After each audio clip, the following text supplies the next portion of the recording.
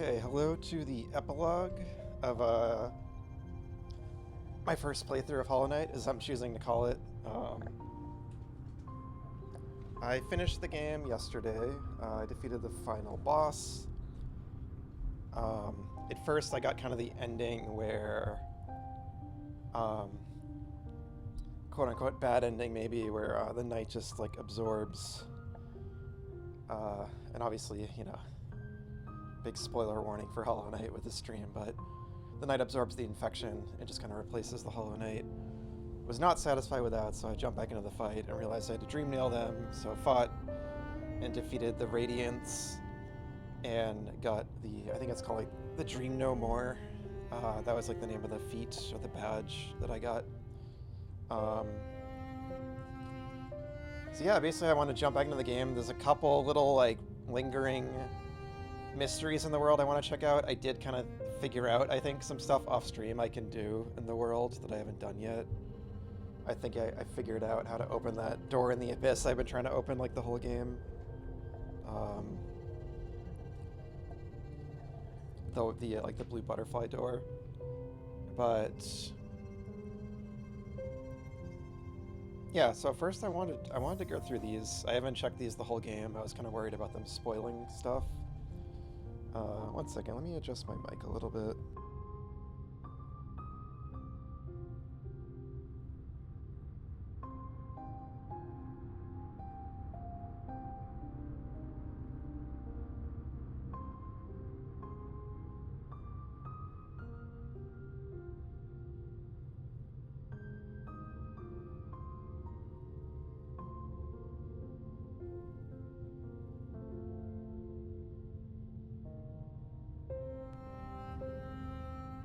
Okay, should be a little better. Alright, so we got all the mass shards. We have not got all the charms. We're missing one. And I still don't know where that would be. Unless it's one of the things I'm going to do today. We got all the vessel fragments. Defeated the False Knight. Defeated the Failed Champion. Defeated Hornet. Hornet 1, Hornet 2. The Soul Master.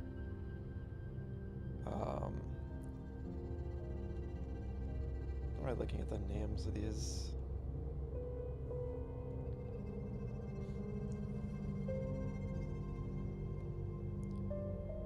So I defeat the Soul Master, defeat the Soul Tyrant, defeat the Broken Vessel, the Lost Kin, the Dung Defender, the Mantis Lords, Collector, Zote in the Coliseum of Fools. Leave Zote to die. Oh shit. So if is that just if you encounter him? And yeah, these probably will kind of show some of the other paths I could have taken in the game. That's okay. As long as it's something in the game, you know, I wanted to look through these and see. Maybe I'll look away if it seems like it's giving me too much of a hint for something I haven't seen, but... So that's maybe if you just go to the Coliseum and leave without joining it, you just leave him in the cage. That's wild. So if Zote can die, maybe. 600 essence.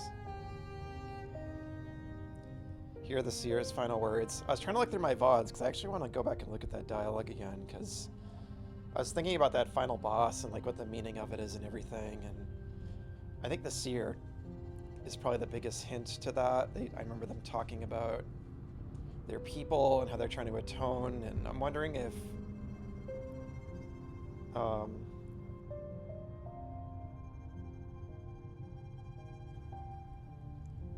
I think they said their people are like older than Hallownest, so I think maybe the king kind of like supplanted like those people, original people. Maybe they like lived in that dream world or something. And like the infection was kind of like them getting revenge or something on the people of Hallownest or something like that. I don't know. Or just trying to get rid of them to get like their land back, their world back. I'm not sure. I was just kind of thinking that. So yeah.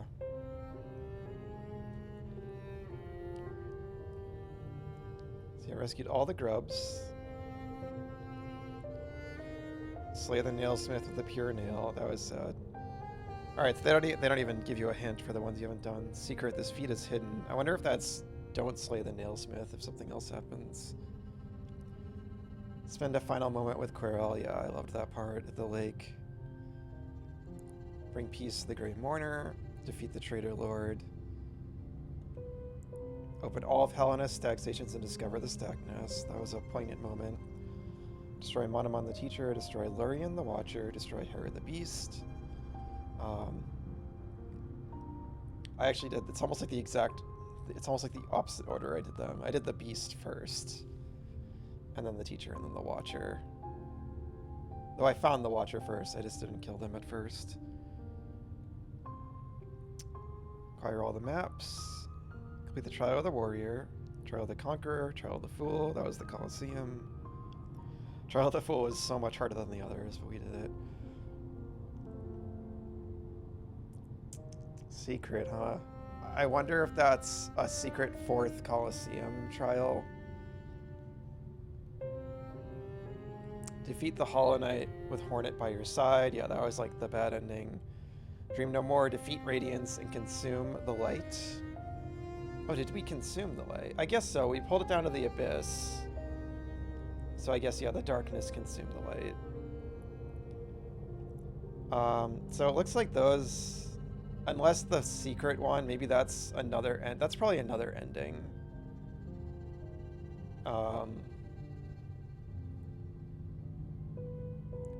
Maybe that's if I didn't do any of the White Palace stuff or something. But it looks like Dream No More is the true ending because it's listed last there. I'm guessing. It felt like it. Like it's like a sad ending, you know, for the main character, but the main character is always very strange. You know, it's unclear how much like an actual like person they are. I was kind of musing that maybe they acquired, you know, through interacting with the other people of Hallownest, they kind of like grew to develop some kind of soul or something. It's not that I don't have like an attachment to them. I do think it's sad, and you know, maybe they could have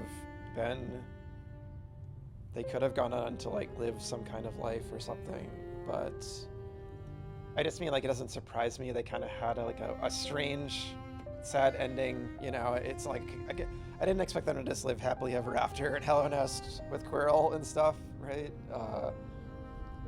And I'm glad Hornet survived, and it seems like we did kind of like consumed the source of the plague, so you know, at least we saved our friends in the village and all that.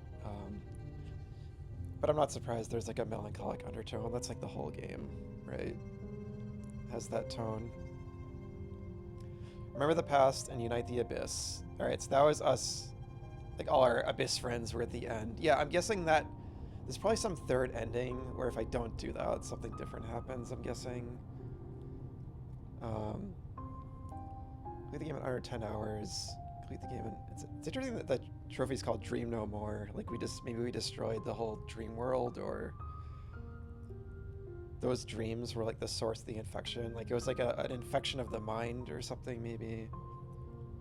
Still a lot of questions about it. 5 hours.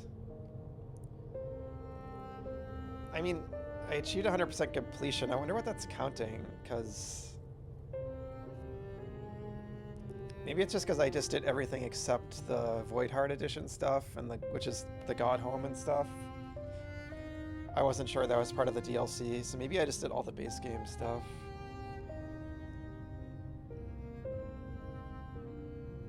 Oh, Steel Heart. It's wild. Yeah, like I didn't complete the Hunter's Journal, so that doesn't count towards 100% completion, I guess. I got 107%. So the Hunter's Mark must be... No, because record all of Hallownest creatures. Okay, that's just record all the creatures.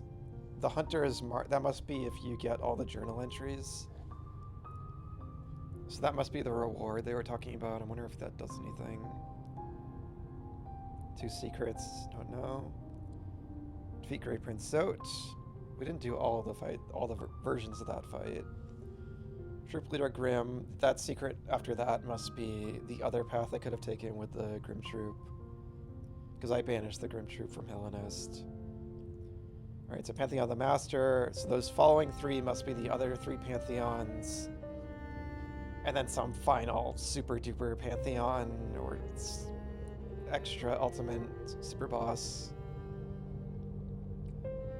Okay, so the highest percentage is 112, it looks like. And finish the game. I wonder if you have to like go and redo the final boss. So I'm at 107%, so I am pretty close.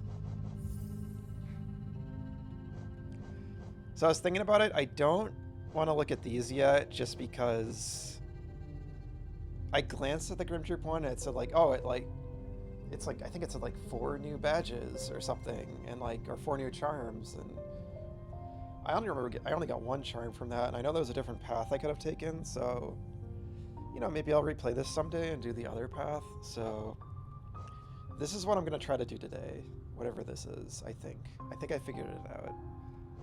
And that, I don't want to spoil what like the rewards for the God Home is and everything. I'm guessing that's what that is. This must be the dream bosses, but I'm not sure. 2 new bosses. Leap into battle with mighty new foes. Dream Gate. Okay, so that was a DLC thing. A new stag station uncovered. That must be the stag nest, I'm guessing. Was it something else? So who are the 2 new bosses there? It looks like the Dung Defender and... Oh, Grey Prince Zode, okay. So they added a dream version of Dung Defender, maybe? And they added Grey Prince Zode. This was all free too, which is cool. Alright, so let's jump into it. Maybe at the end of the stream, I'll check out the other extra content, but I do have some other stuff to do today.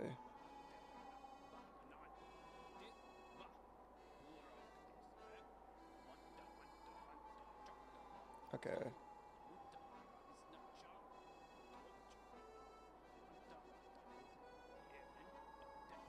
Alright.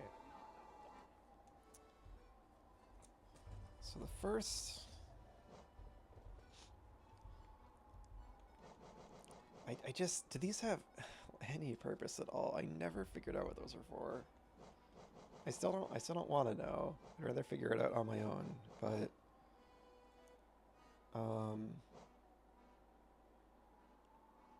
What am I doing? Right, so I wanted to do some map marker maintenance.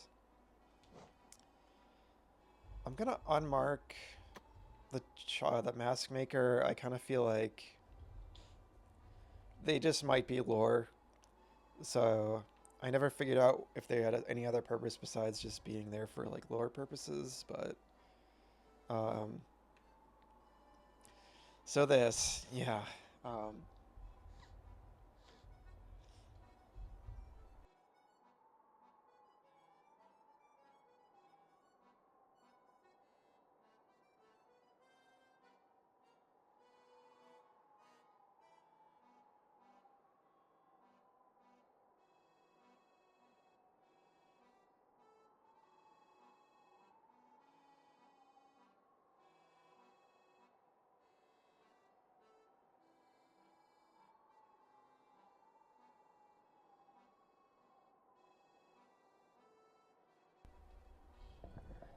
So here's where I feel, here's where I feel a little silly yet again.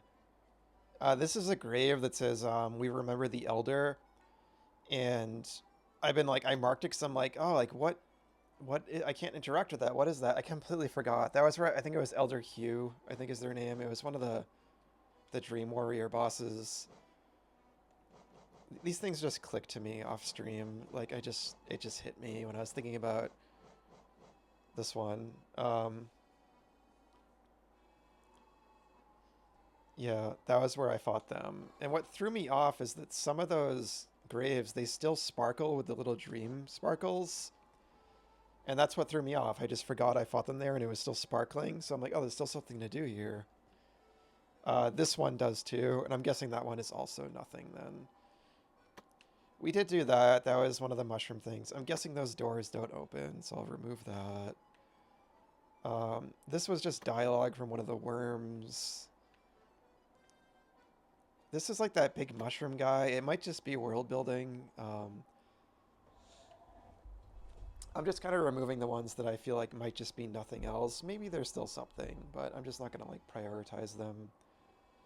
There's still mushrooms there, but they seem like they're nothing. They're just dressing. This was like a statue from like the Dashmaster bug or whatever. Again, that might just be world building.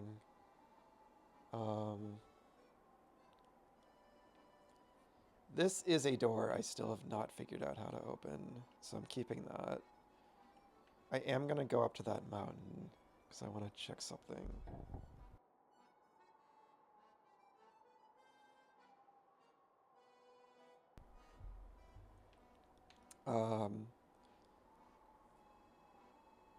That's the charm maker.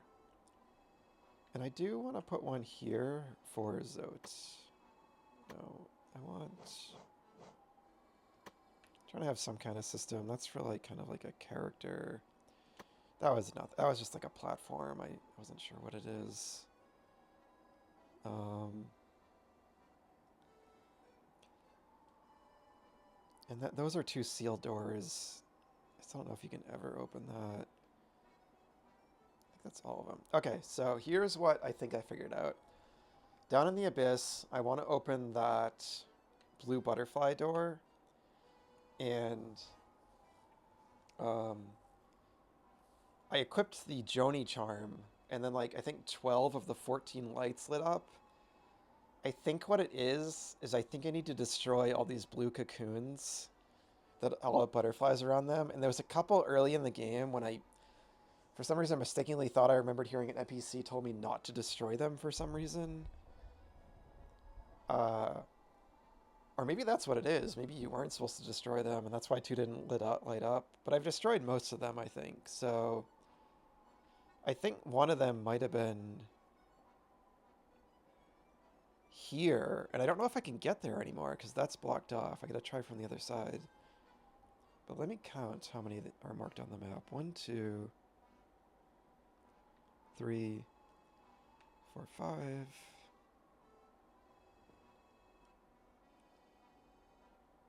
6,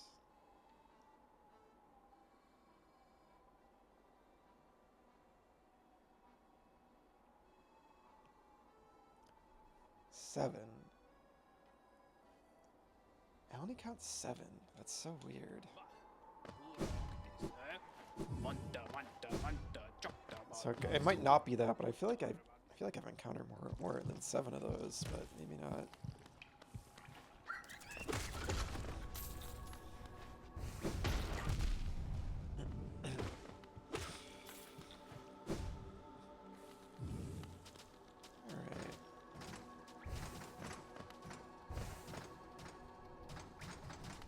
More.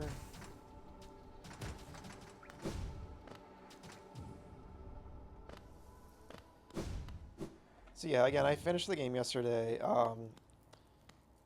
Unless I kind of don't wrap up everything I want to today, because this will be a bit shorter. I just watched the Sony State of Play before this.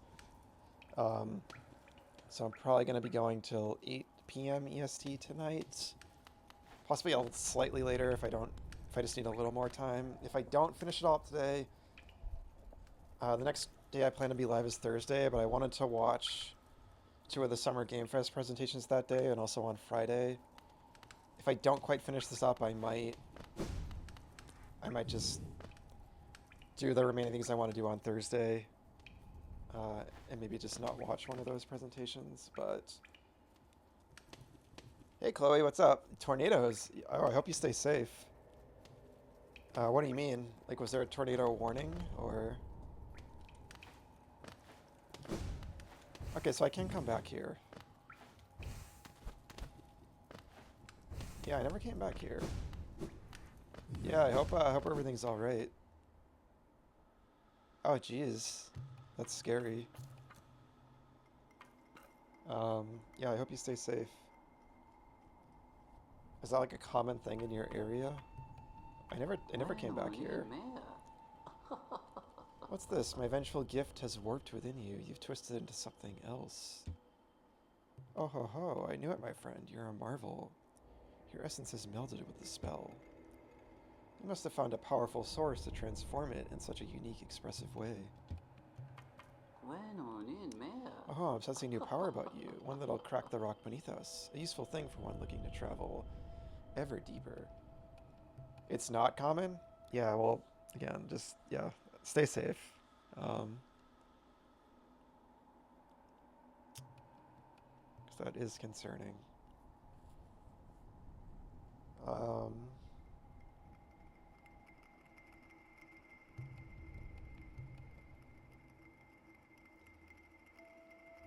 Okay.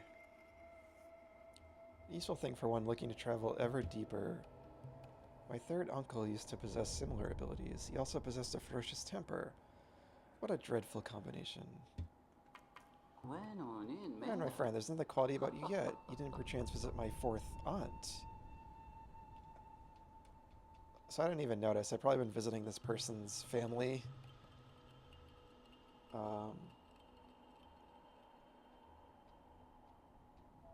Yeah, I know, that does sound really scary.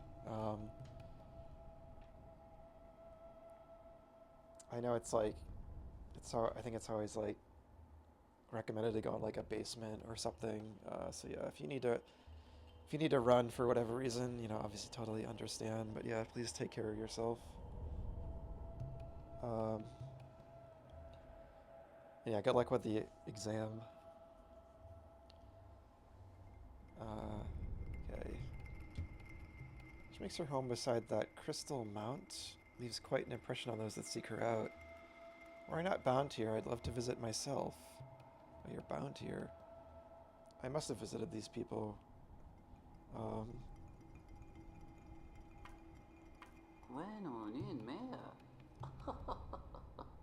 You can't see what? The tornado? Just watch Twister. The movie, I mean. Pried a spell out of my larger cousin, did you? Aren't you the charming one? She's not usually the generous sort, certainly not as giving as myself, but she does have that wonderful voice. It's no surprise her spells take on such a moral force. I've missed all this dialogue.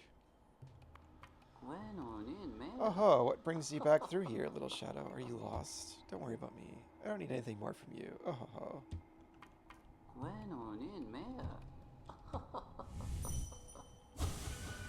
Walking around the dreams of others. You're more curious than you look. Yeah, some of them are kind of aware I'm doing that, some aren't. Yeah, Twister with Helen Hunt. But yeah, it's not really a priority.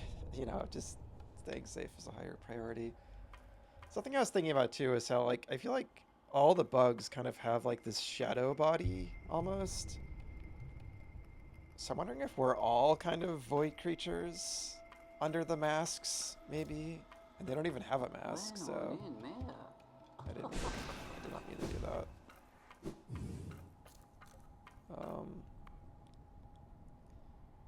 They're like a snail or something. Yeah, there's just a lot of little mysteries under the surface with this game. A lot to like think about. Definitely does not spoon feed you anything, which I'm always a fan of. So I was kind of saying yesterday, I think. So where is this cocoon?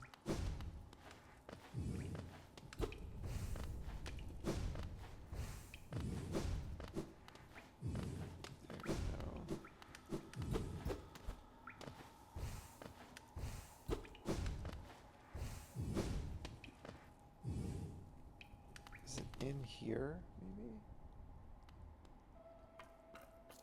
Yeah, understandable.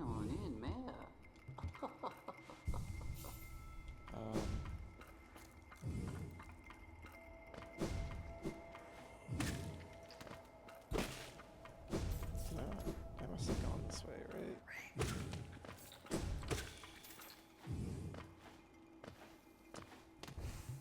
Yeah, so right now, if you're wondering what I'm doing, I know I came here at like the beginning of the game. I think I maybe figured out how to open this door. My theory is I need to destroy all these blue cocoons. Like they're marked on the map. And I know there's a couple early in the game I just walked by because I thought some NPC said don't destroy those, but so I'm trying to backtrack to some of the early ones I might have not destroyed.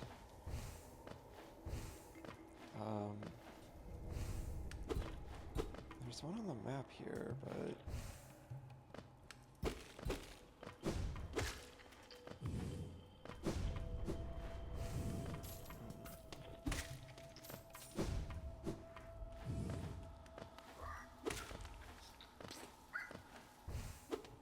it's interesting the game has these like little dungeon areas too. I wouldn't say that was one of my favorite parts of the game, was these little dungeon places, just because I don't know, once you're inside them, you're not really exploring the larger world. They're fine as like little challenges, but I guess I haven't found like the aesthetics of a lot of them super interesting.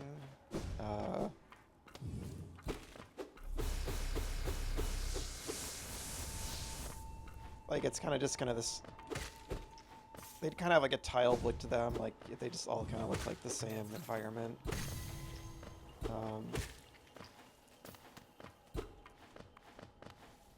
Instead of having like, you know, a dungeon that has like unique kinds of rooms in it and stuff like that. Yeah, it's right here. I don't think I fully explored this place at all.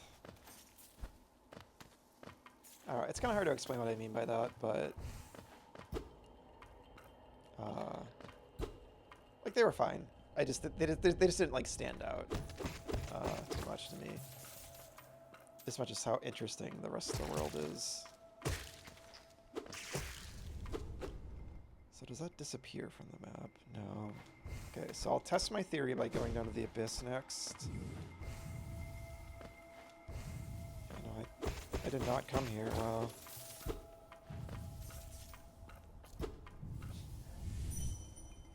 Maybe I did and I couldn't interact with this. I don't even need this, but I'll get it anyway.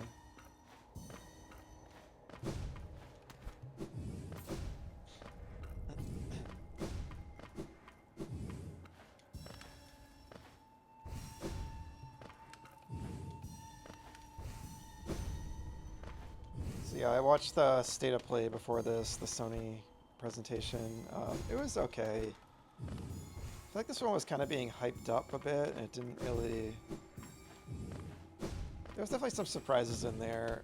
There just wasn't a lot that I super cared about until the end, because I thought...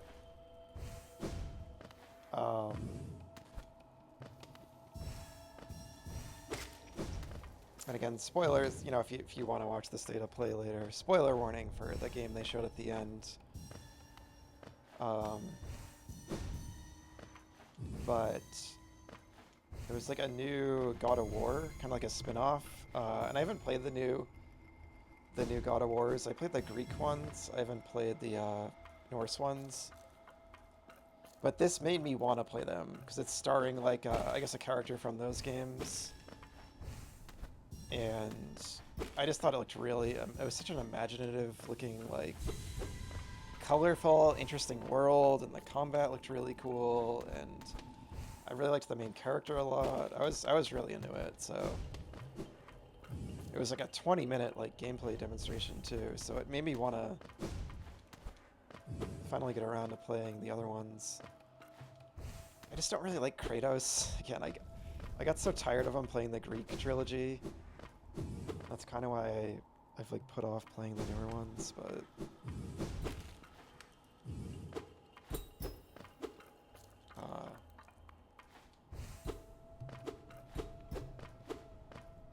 maybe I'll get to them.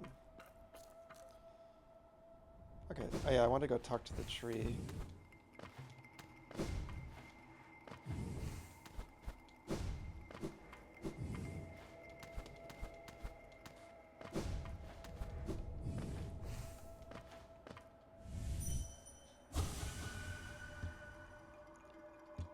Spiral focus, shunned power. That's referring to like the snail person here.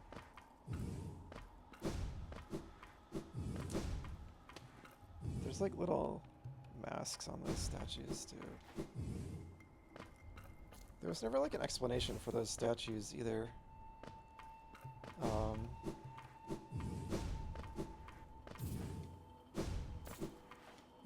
They just like store soul or something. Maybe the soul masters built them. I'm just doing a once over because I did miss things in here before, so I'm making sure I fully explored it now.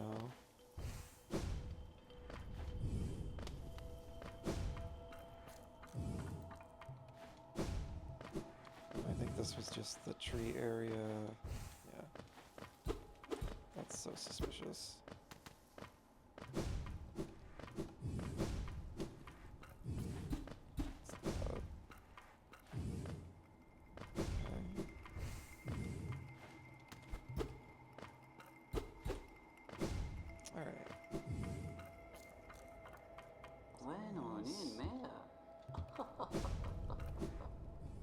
Okay, so I guess what I should try to do is test this theory just so I don't waste time going after all these.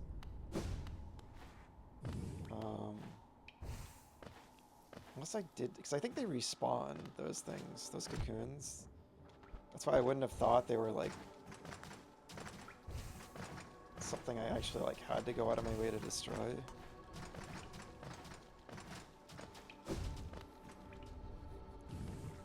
Let's go down to the abyss and try this. This is like the main thing I want to figure out.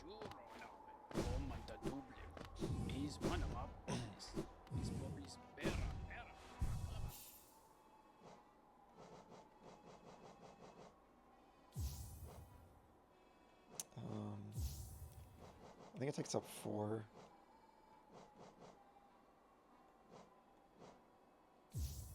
I don't think I'll open the door yet anyway.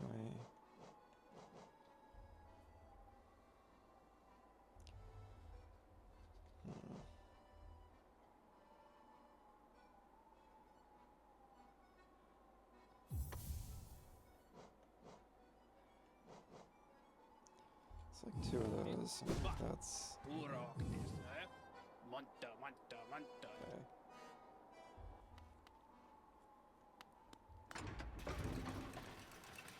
Yeah, no, it definitely seemed like that. Again, I don't know. I thought early in the game, I talked to an NPC and I thought they were like, oh, don't destroy those cocoons you see. So I thought there'd be, I mean, I was just starting the game out. I wasn't sure if this was going to be like an Undertale type of situation where there'd be some consequence if I destroy or kill certain things. So I was just being careful. But I must have like misremembered that dialogue. I don't know. But no, they're definitely obvious, big, chunky, destroyable things. I think I was just overthinking it.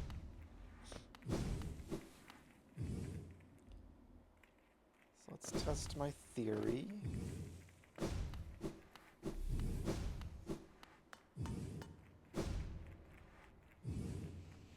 wonder if anything else changed down here since beating the game.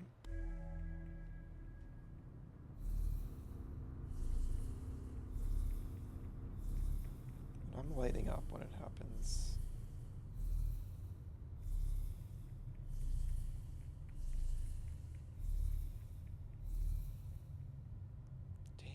Oh, damn. I really thought this was it. And I just had the thought, I have 13... 2, 3, 4, 6. I have 13 masks. And there's 1, 2, 3... 2, 3, 4, 5, 6, 7, 8, 9, 10, 11, 12. There's 14. I thought 13 would light up, and I was like, I bet I just need to get 1 more. I still think this might be what you do. I just gotta find the ones I didn't destroy, which is kind of annoying.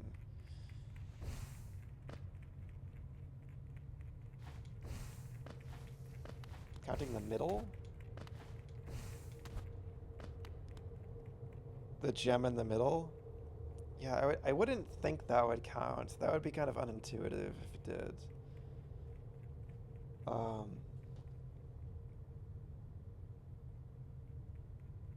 I could try. I'll destroy 2 more. I'm gonna have to, like, not take damage to lose these. Which I almost just did. Now that I finished the game, I wanted to go back over here. I doubt there's anything down in, like, my birthplace.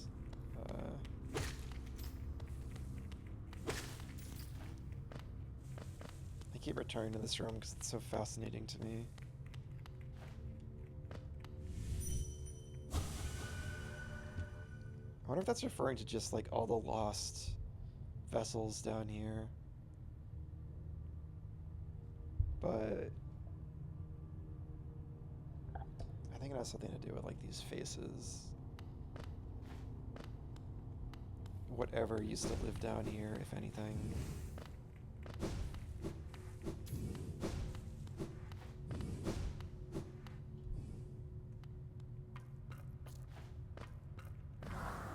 I was wondering if they still attacked you.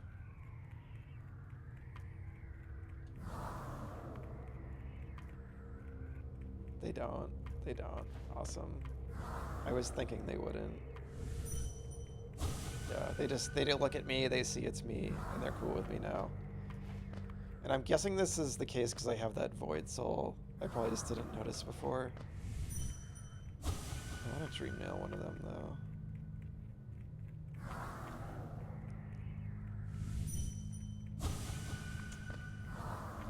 Here we go.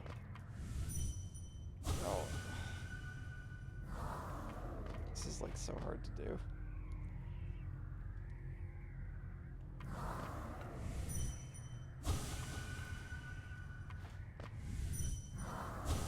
Talk to you. What happened? Oh, does it just like kill them? I think it just kills them. I think I did try this before. I think I did try it before, and I think it just kills them. I'm remembering that now, actually.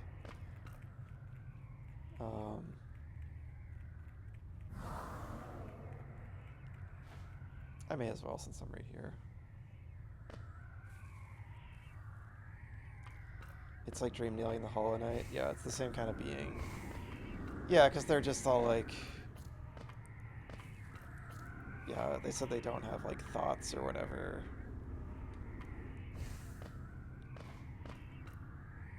I like that we're friends now. Great. Lost one of my hearts. Perfect.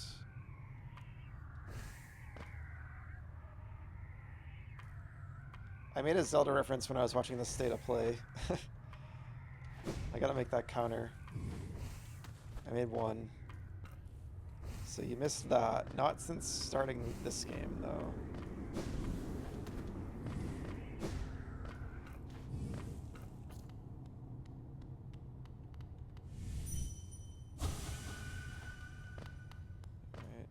And you can kind of see in the foreground, see there's like jagged edges. I think those are like more of these eggs.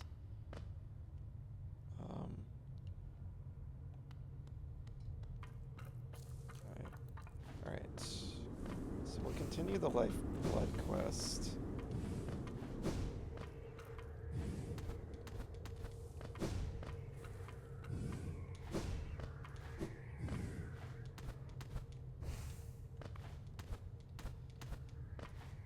Yeah, so it's like that unified the void as one. I think that's why we were able to destroy the Radiance boss. And again, I'm guessing there might be another ending where if you don't get the void soul, something different happens. Because I looked through all the feats earlier, and there was kind of like one secret one near where the other endings were.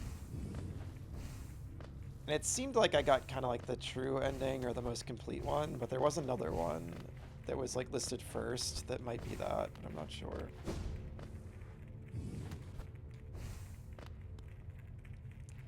Yeah, what I'm trying to do is I'm trying to open that door, and my theory is I either have to destroy all these blue cocoons, because I think there's a couple that I didn't destroy, or I just need to have the right number of Lifeblood masks to open the door, which is more what I'm leaning towards now. So I'll try to get 3 if the middle thing does count.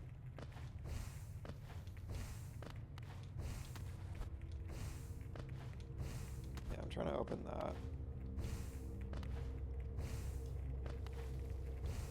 And I did see that, I think this is part of the DLC, but I didn't look at the thing in the menu because I don't want to spoil, like, how to do this. Because it's been such a fun mystery to me throughout the game. So yeah, I was thinking about, it's interesting, so the Grim Troop, I think the God Home, this, and a couple of the optional bosses like the Zote fight, where, it seems like those are all updates. Those are all part of the the Void Heart stuff. So it's interesting, I just played the game, and it's... That stuff being in the game is part of why I kind of like... The game went so above and beyond to me. But I did say, like, even without that stuff, it would still be an incredible game. There's still, like, so much to it. They would have, like, kind of surprised and delighted me. But that stuff just pushed it over, so it made it even better that I played it with all of that stuff, like, in the game, as is.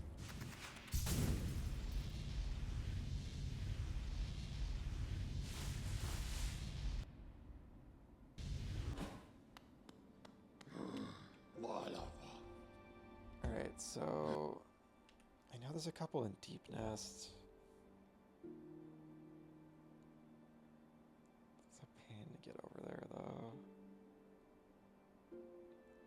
If there's any I didn't destroy, it would have been in Green Path, so let's go there.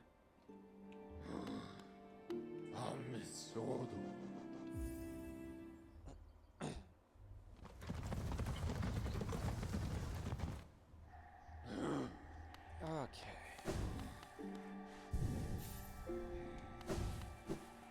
This is kind of tricky because you gotta not take damage. I don't have my thing equipped. Yeah, I did say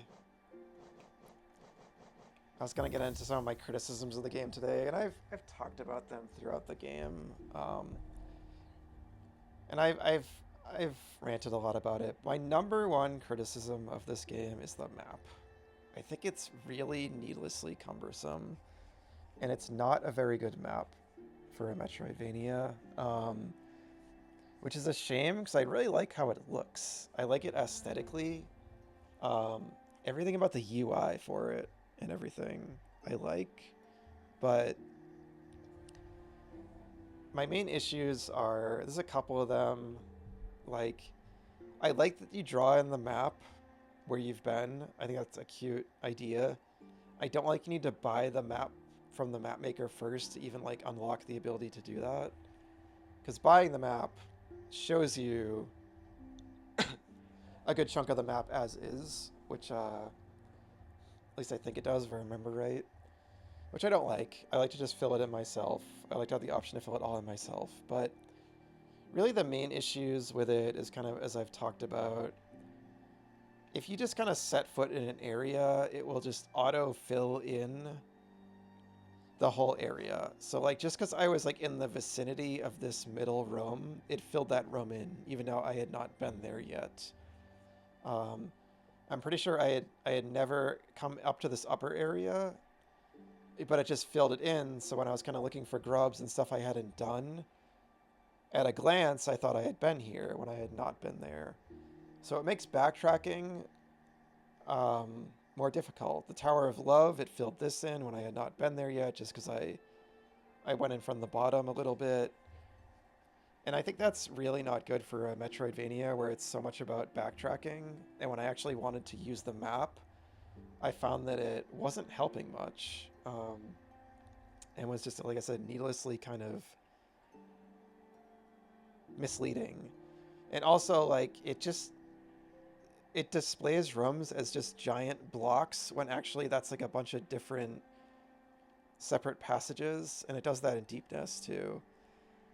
And they might have made some of these choices to not make the map tell you every little thing because they wanted you to just focus on exploring, but the problem for my playstyle is that I just chose to not use the map when I was just exploring originally. And then when I do buy the map, it's because I want to use it to more thoroughly explore. And that's where this map system fails me. but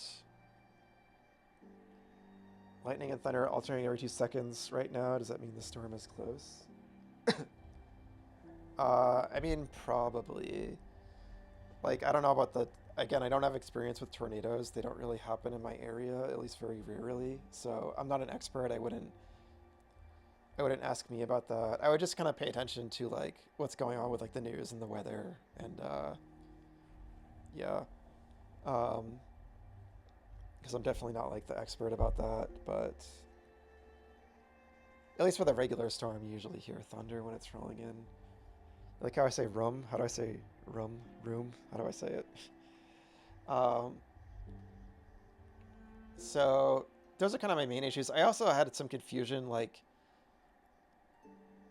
I ran into the map maker in certain areas. Like, I think like maybe Fog Canyon or somewhere. There's several times I've ran into them and I didn't buy their map, and then I was able to buy it later in the store.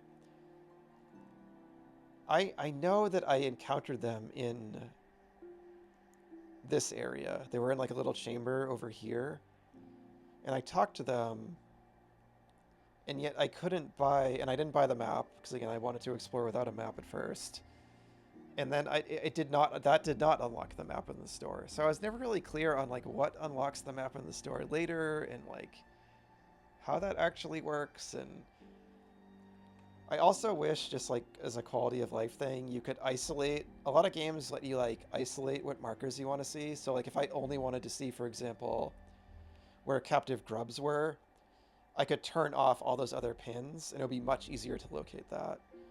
Otherwise, it's just kind of a pain to use it in that fashion. So if I have kind of like one big hope with Silksong, it's that the map is better.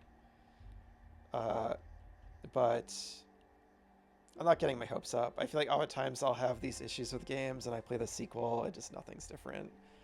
Because like, it's a relatively minor thing and a lot of people probably just don't even care. And like, they just, yeah. Rum. Now I'm like overthinking it. Yeah, I like Conifer and Iselda. I think we talked about Iselda before. So yeah, so that's like the one part of the game that I feel like is very flawed in its design, in my opinion, notably. Other than that, like, I think I have some stuff to say about the bosses. I think I kind of expressed throughout the game, you know, that occasionally the run back to the bosses when you get killed was a little annoying. It was a little too long from the bench. And like, I like how the harder bosses, like the dream fights, just checkpoint you right before. The final boss had a bench right before it. I wish every boss did that.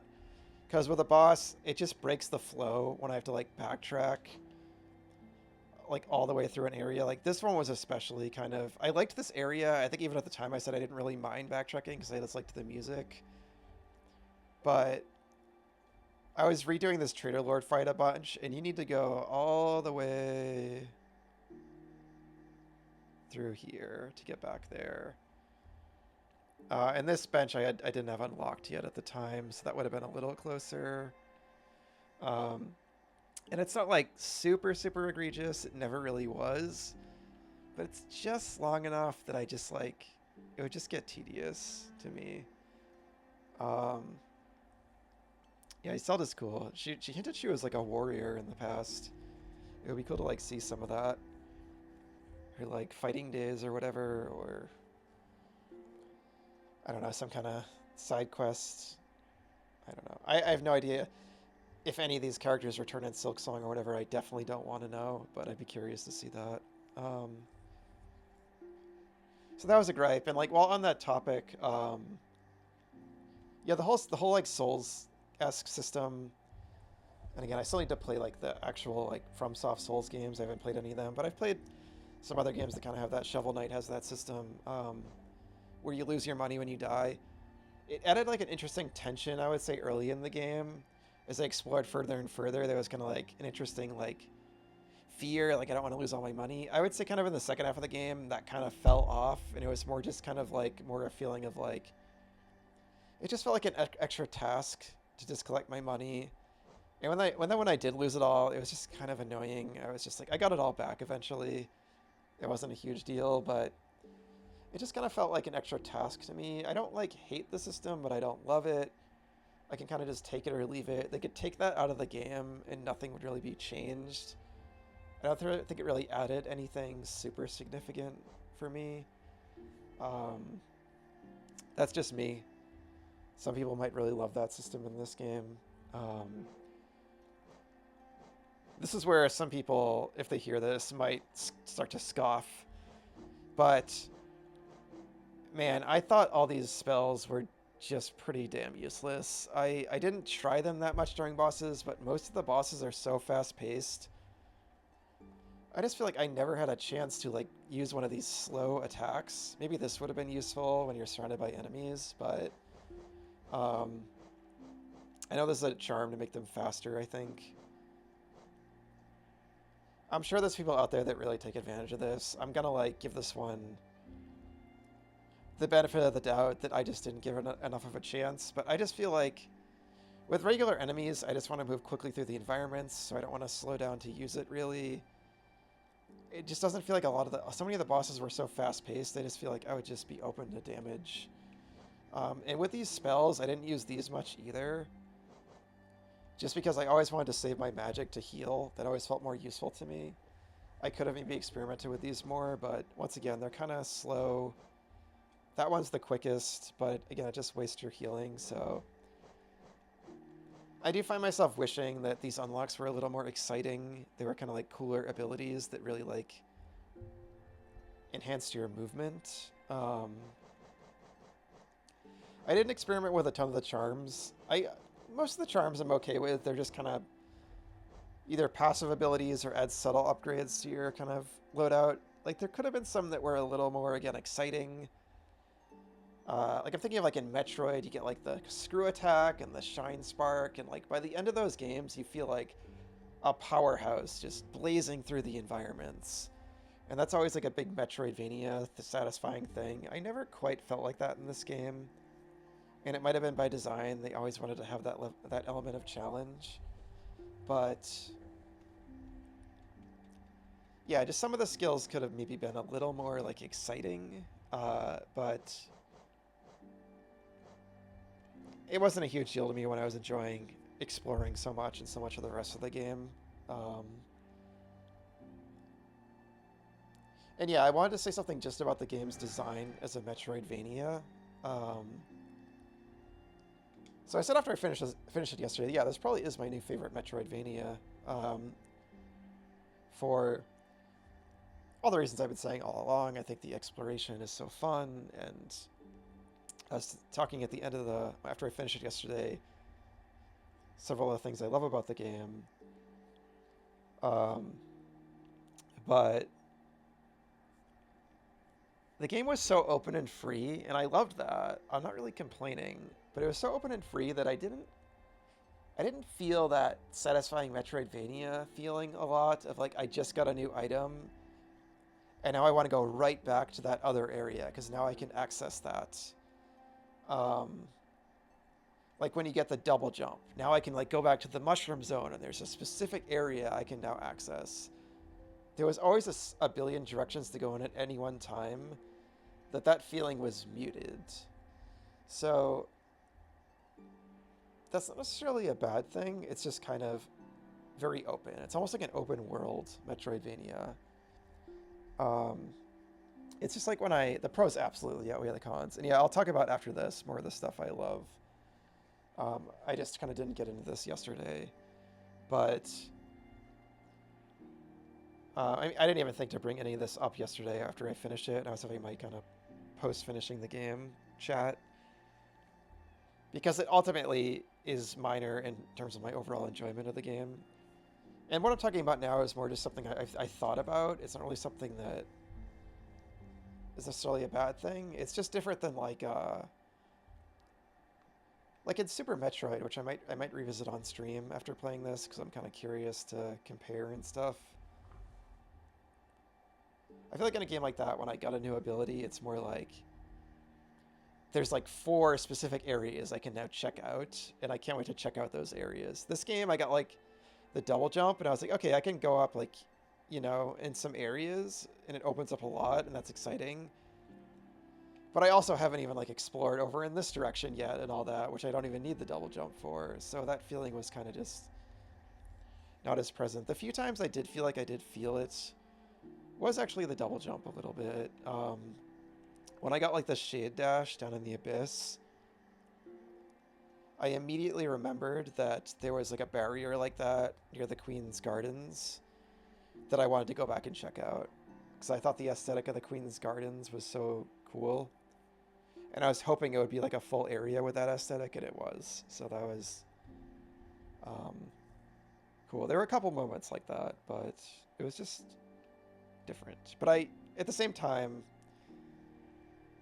I loved the openness. I thought this game was so fun to explore, so the exploration was still amazing.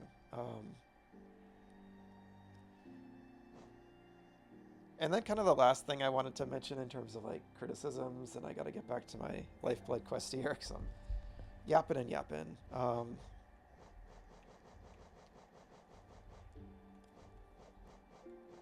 This isn't... It's not really like a criticism again in terms of like... So I thought the bosses in this game were really good. You know, I thought they were really... the majority of them were really fun. You know, almost all of them I enjoyed. It's a weird feeling. I feel like they were... Oh, you haven't done that yet yourself? That's cool. So yeah, I kind of mentioned earlier that several of the bosses fall into a similar behavior pattern of having a dash move. Like they dash at you quickly, and then they have kind of like a dash upward move and a dash downward move. And a lot of bosses were kind of like a little knight or like a smaller, fast-moving character like that. And then like halfway through the fight, they would summon a bunch of like projectiles that would start attacking you, and you'd have to dodge those at the same time as dodging the boss. Like Hornet was like that. The Hive Knight was like that. The Soul, the Broken Vessel was kind of like that. But there were a ton of like unique, kind of cool bosses like this. The Collector was really a fun idea. And I guess I just kind of found myself in the end, and I still haven't seen them all. I know there's a couple more probably in the God Home to see, but I kind of find myself in the end wishing there were more bosses kind of like this, the Flukmarm. They were just some weird giant creature or something, or like some different kind of fight rather than kind of like a smaller opponent that's really fast and does all these like dash attacks and stuff. Those fights are fun. This was another one like that, but I kind of just wanted to like go down to the abyss and like some giant monstrosity attacked me, like some giant bug skeleton. Like I think of like Castlevania Symphony of the Night, and there's such a cool boss variety in that. There's little bosses, kind of like in this game, but there's also like these giant like monsters you fight. Obviously not every game needs to have that, and I still thought the bosses were fun. I guess I just would say overall, my favorite bosses in the game are probably like the Hornet fights, the Mantis Lords, the Dung Defender, just because they had so much personality. The Failed Champion was a highlight because they were overall the hardest boss I fought. It took me like 3 hours to do that fight. I finally got it. But it's also probably because I had an under... I had like one of the earlier... I didn't have the fully upgraded nail, so it was taking forever to kill. Which is another gripe. Sometimes the bosses and the enemies would feel a little too tanky. Like these enemies in particular were tanky, but that's because I didn't have my nail upgraded. But at the same time, the game is so open.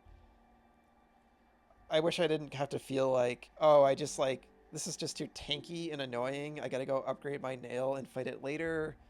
That's not really fun to me. I kind of just wish the boss was instead just difficult, right? And the difficulty might push me away and try it again later. Not like a tankiness to it. I never like when just a boss taking forever to kill. I won't say never say never, but most of the time I'm not a fan of tanky, spongy enemies. It just feels tedious to me. But that wasn't every boss, and it did fall off eventually when I upgraded my nail fully. Like, I don't think the final boss felt tanky, right? Like, that's kind of what I mean. So some of them just felt just right. But yeah, I guess just what I'm getting at is I wouldn't say I'm necessarily disappointed by the bosses overall, because that was an expectation I had of this game. I would have like a bunch of like cool, varied bosses, and I did. And there were a lot of like, you just find a secret boss, and that was always fun. And I enjoyed the bosses on the whole. I guess I just would say that my feeling is the bosses were overall really good. But I'm not sure there's like any boss in this game that I would say like, oh, this is one of my favorite bosses of all time in like any game I've played. Whereas like, sorry, I'm like coughing, my throat's dry, probably because I'm talking, I gotta drink.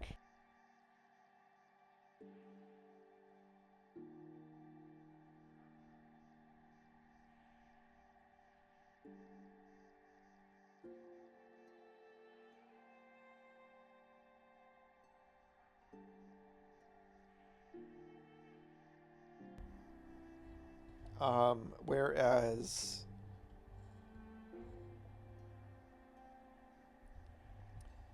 if I think of like other games,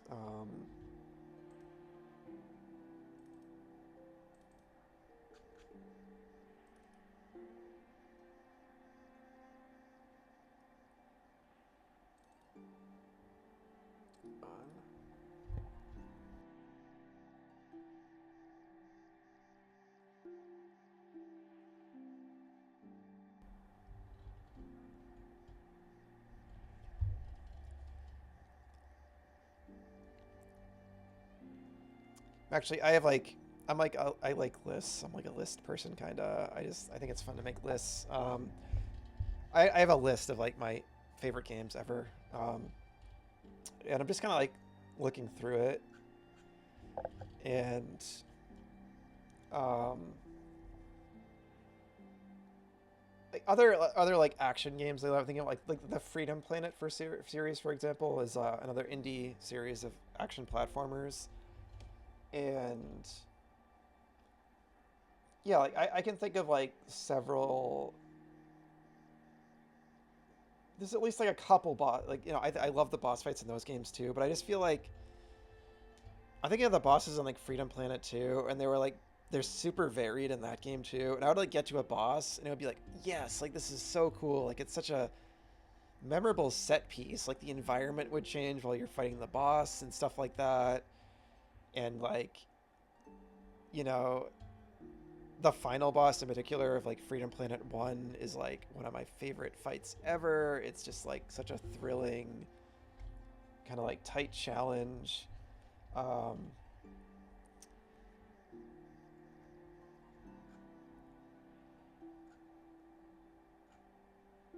Like there's bosses, I can list in like Zelda, for example, Zelda reference number 2.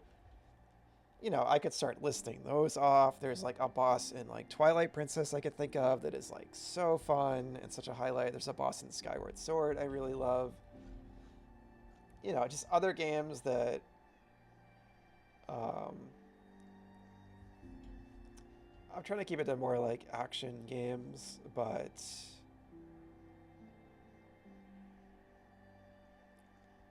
I mean, this is like a totally different genre, so maybe it's not really fair to compare, but I mean, like Metal Gear, like the Metal Gear series has incredible bosses, and I bring Metal Gear up because like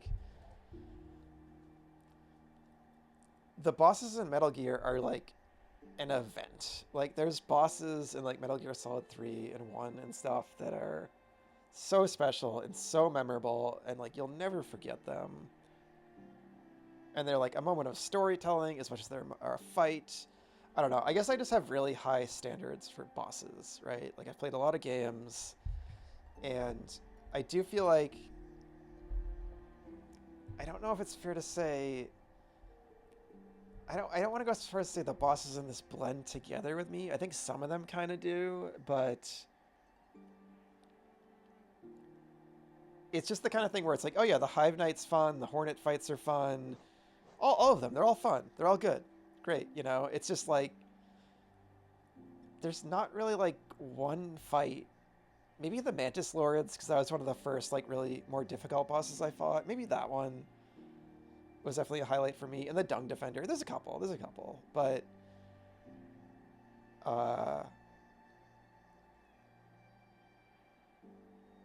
yeah, I don't know. Even like the Dung Defender, I'm not sure if it would like crack a list, you know, of like my top,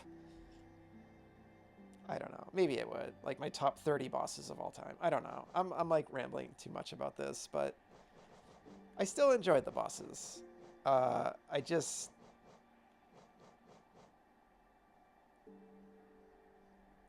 guess like they didn't blow me away. I don't know. And I guess I was kind of thinking maybe they would more. I don't know. Because I know how beloved this game is, and I know it's known for kind of having a bunch of tough bosses, but I don't know. That's just how I feel right now. They're still, it's hard for me to explain my feelings, because I want to be clear. The bosses are very high quality. They're better than most games out there, right? They're still super fun, well designed.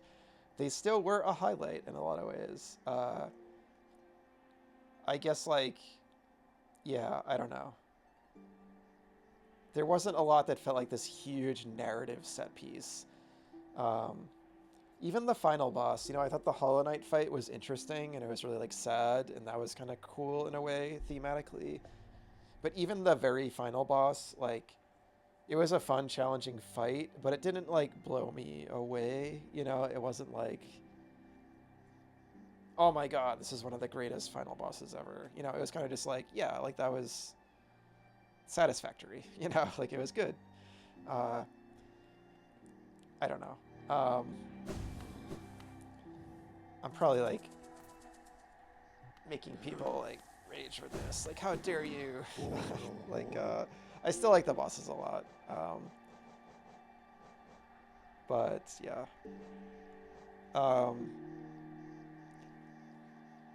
I often like in action-adventure games when bosses... Some of them are, like, giant creatures, some of them are little small bosses, some of them are, like... There's just that kind of variety where I just feel like a lot of the bosses in this game were...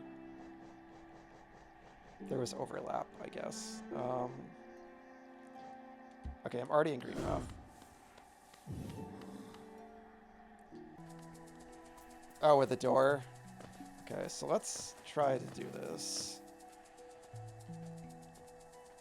But yeah, that's kind of like my main criticisms. There was some couple of stuff I kind of nitpicked just throughout the game, but it's not even, I don't know. I won't even I've yapped enough about it, because I really...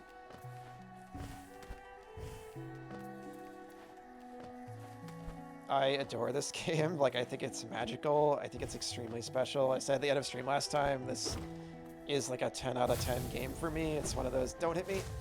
It's one of those games that I think is like a must play. And shit.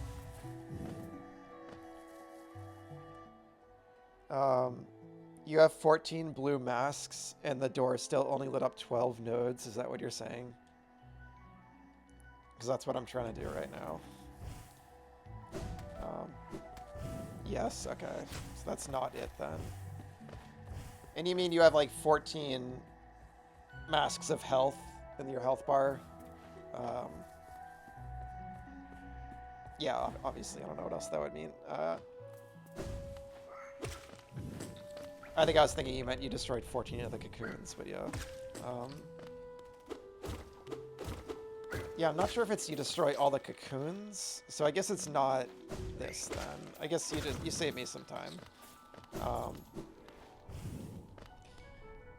But that means it must be destroying maybe the cocoons. There's probably a hint if I look at the oh, it's okay, it's okay. Don't worry about it. Yeah, I mean, like, normally I don't like any kind of hints, but I mainly wouldn't want you, if you do figure out like the solution, I definitely don't want to hear that. But you did just kind of save me time of trying that, if that's not the answer. Because I would have destroyed a couple more, gone down there, and just come to the same conclusion. So it might be destroying all the cocoons then.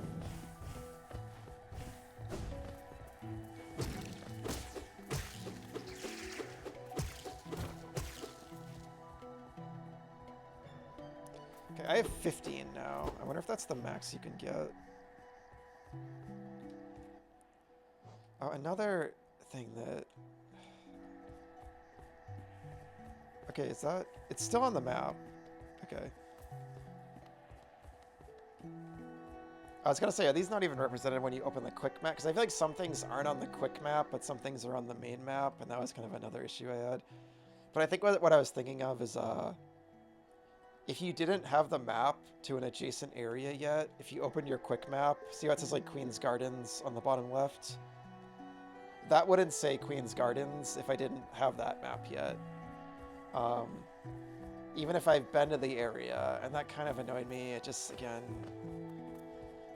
all these little map things, issues, and I think like it would say that if I opened the main map here, like, I don't know. There was just weird stuff like that. I could be wrong about that, I forget.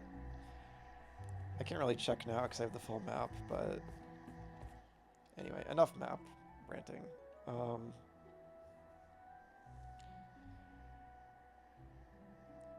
Yeah, there is, well, everything else, right? Like everything else except the weird way it fills in stuff. I really like how it looks. I like how it has like little drawings of details from the worlds. I love that. I like how it looks. I think it's a perfectly fine looking map and it's very clear to read, except for the fact that it doesn't accurately represent the terrain in areas like this and in Deep Nest. And it auto-fills in stuff you haven't actually seen yet. But yeah, like everything else about it, I think it's completely fine. It's just the way it like fills in things, you know what I mean? Like that's my issue with it, basically.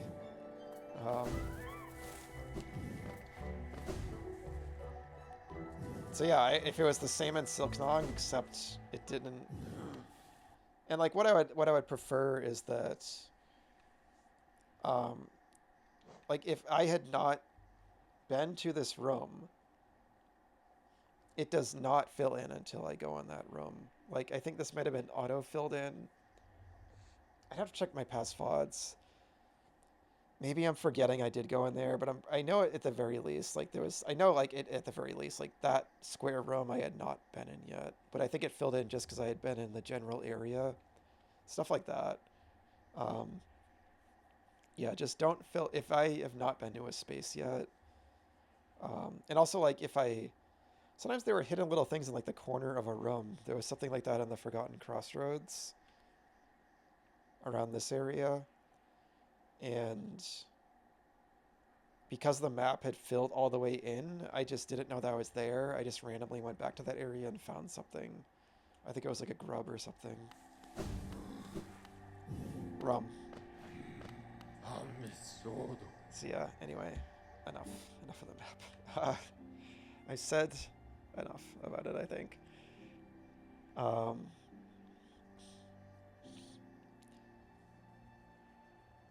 So let's see here. Let's go back to Dirtmouth and just this one close in like the opening area.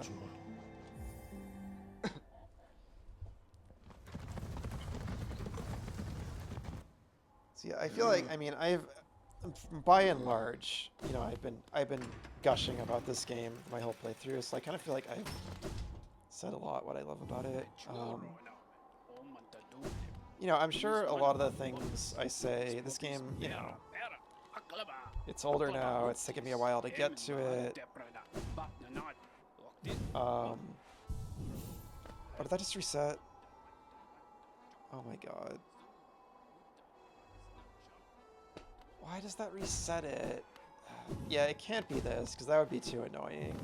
I can't believe that resets it. That's so annoying. I feel like it's too annoying to make it down to that door with like a full set of them. It's probably not that. So I was thinking, like, what if I have it maxed out, then maybe the door will open. Like, I have the full number of masks I can get.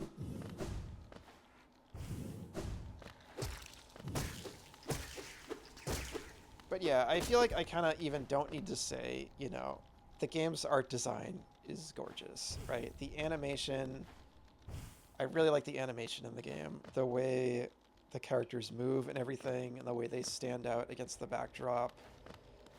All the character designs have so much personality. The voice acting is incredible.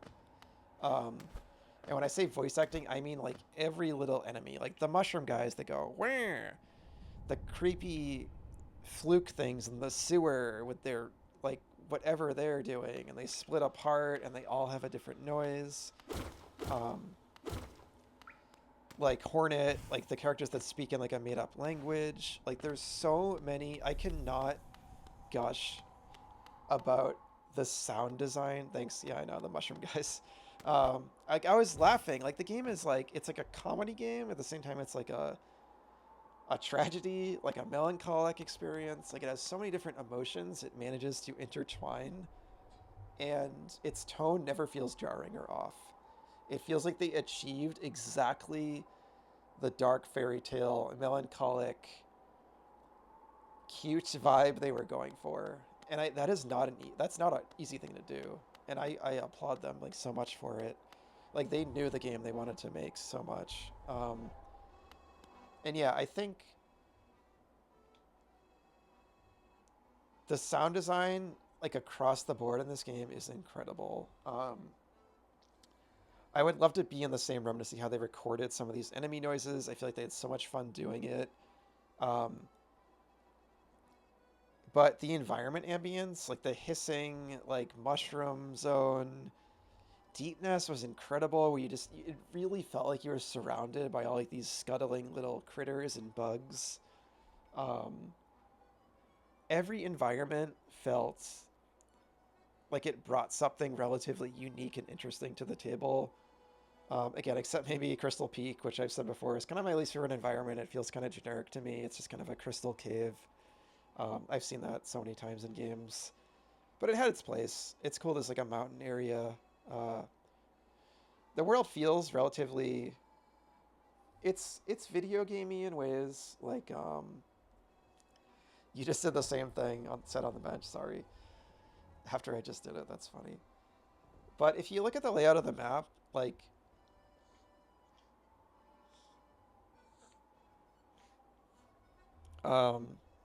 there's like a logic to it, right? Like we have, this is the surface where my cursor is. There's a mountain above the surface. There's a town. The town is like in a canyon in between the Crystal Peak and the Howling Cliffs. Outside of the Howling Cliffs is apparently a giant desert. And I assume that's also on the other side of the Crystal Peak. So we're basically in like this kind of canyon. And then you go down into Hallownest, and it's like this crossroads area that opens up into several different areas. There's Green Path, where like the Greenkin people lived. It's near the surface, which makes sense. Maybe there's light leaking down, and that's helped some of the plants grow. The Queen's Gardens is right underneath that. It makes sense the two greenery areas are next to each other. Fog Canyon is weird. That's just like a fantasy zone. I don't understand Fog Canyon. But then you have all these mushrooms growing around the city, and when you're on like the left side of the city, you can see all the mushrooms growing on the edge of the cavern. And there's so much moisture leaking down into the city, it like makes sense that mushrooms would be growing around that area, I feel like. I'm not like a botanist or whatever, so don't quote me on that, but the Kingdom's Edge, they made it into it almost feels like a snow area. But it's actually this giant creature endlessly molting its like shell. I think that's such a creative way to do like an unorthodox quote-unquote snow-ish area. I like how you can see the edges of the beehive. And that's kind of how I intuited my way how to get into it, by going down below. Because I figured the entrance would be lower down. Well, I'm talking about the world design at large now, but yeah, probably forever. Uh, I don't know why there's a beehive buried deep under there, but whatever. It was a cool area. And I love the layers, right? So we have like the city in the heart. Beneath the city, you go into the sewers. And I love how, I'll talk about that in a second. I love the sewers, but beneath the sewers is like the bedrock of the kingdom. And you see all these like fossils in it. And this is where like, this feels like the bedrock of the world. It feels like there was something, they described there was maybe like a more ancient kingdom or land down below, potentially. And that's where the king built their palace. You know, the king was like reclusive, as they said. There's also Deep Nest on this level, which is thought of as like the deepest part of the kingdom. It's all dark. That's where the spiders live and everything.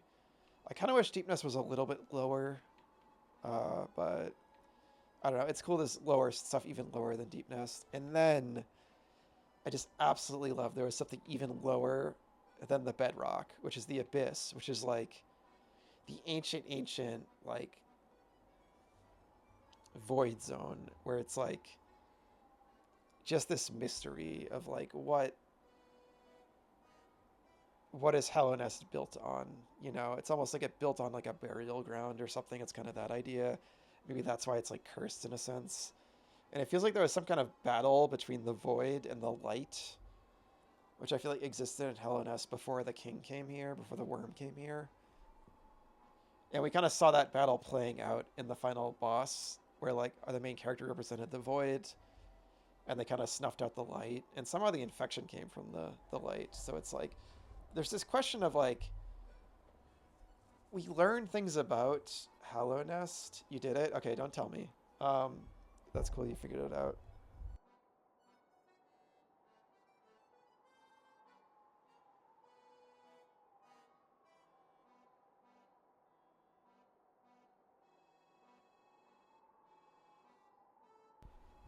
Yeah, I appreciate it. We learned that maybe Hallownest wasn't such a moral kingdom. You know, it wasn't such a great. I mean, is any kingdom really moral? Like any monarchy, you know? But like, um, yeah, like how the city is described, it was being like very wealthy and potentially not sharing that wealth. The stag describes how a lot of things came into the city and didn't go out. It seems like the other villages we see, like the one over here and Dartmouth, seem like much more poor and down on their luck than the affluent city. You know, the king was willing to seemingly sacrifice all these potentially children, potentially, to try to contain the affection. They kept saying no cost too great.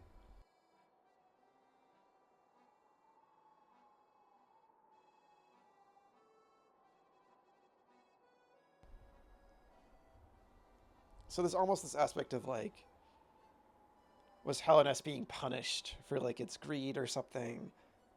And again, I gotta go check my previous VOD and hear the Seers dialogue again, but they hinted that their people, I think, are older than Hallownest. And the Seer felt like they had something to atone for. And it's kind of a question of like, who's the bad guy, right? Or is it not black and white? Like, there was a moth that helped us get the dream nail too. There was like a moth of light that talked to us when we got that. And I did go back and rewatch that dialogue in my VOD. But they didn't say much. They just kind of said like, oh, are you going to accept what the dreamers did to you? Because I forgot the dreamers like locked me in like a dream world prison. So it seemed like maybe the teacher wanted the seals to end, but maybe the other two didn't. I don't know. I don't know why they didn't fight back in their dream. Maybe because they're just not fighters or something. I don't know. But, or they just couldn't for whatever reason. They're too like lost in the dream. They've been dreaming too long or whatever. But yeah, it's possible the light or whatever, or the moths, because the final boss looked like a giant moth kind of. Maybe they weren't bad, you know. Maybe the infection was a way to. Well, maybe they weren't bad maybe both were bad or both weren't bad or good. Maybe that was a way to kind of cleanse their former land of what they saw as like these kind of like outsiders that came in and took over or drove them out or drove them into the dream realm or something. Because it is that subversion where the final boss is like almost looks like this like benevolent creature of light, and like I am like this creature of darkness, right? Which we associate with like good and evil, but it seemed like the light was the cause of this terrible infection, but maybe they were just defending their land. I don't know, and like it's just all very much a mystery, and it's just interesting to speculate about. Like, I think the infection needed to be stopped because, you know, I know there's good people in this world, like Quirrell and the people in the town, and I want to help them and save them. So I'm glad, like, I stopped it. But there is a question of, like, all these factions, like, are any of them really good or evil? Or maybe they're all bad? It's interesting.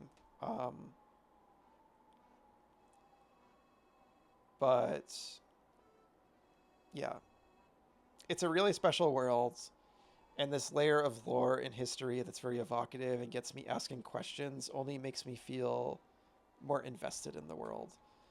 How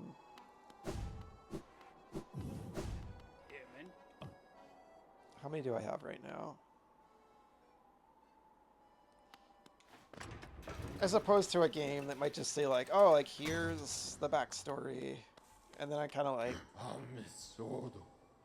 I don't feel kind of as connected with the world if I'm not asking all those questions. And again, this is, so Zelda reference number 3 or 4 or whatever incoming. This is part of why I love Zelda, because Zelda kind of has a history of, whether intentional, always intentional or not, making, you know, they're often light on conventional storytelling, and they often kind of just more have these interesting dungeons and locations that kind of get your imagination going and asking all those questions. Like Majora's Mask is very famous for doing that. There's all these theories about it and everything. I think Breath of the Wild has a lot of stuff like that in it. Like some of the ancient ruins and stuff that spawned a lot of theories, and I love all that stuff. I love when I'm like asking questions about the world and speculating about it. It's so fun to me.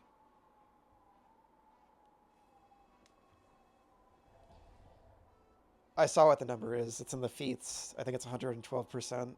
Yeah, I looked through all the feats in the menu earlier. Finally, I figured it would kind of give away some stuff like that, but you know, it's in the game, so you know, whatever. I was okay seeing it, but yeah, I think it's 112, and I have 107, so I'm kind of close.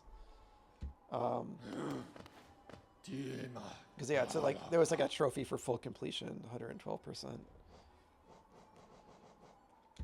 All right, so where do we go next?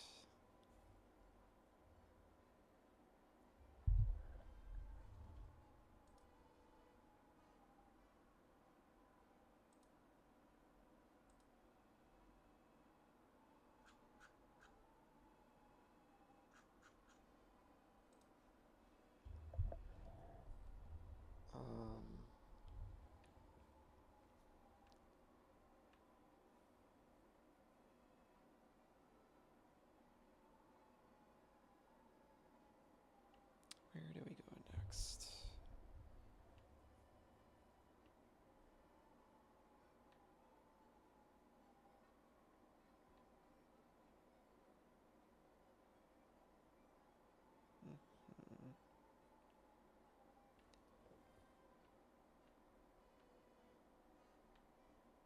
They don't disappear from the map. Is there one in the mushroom area?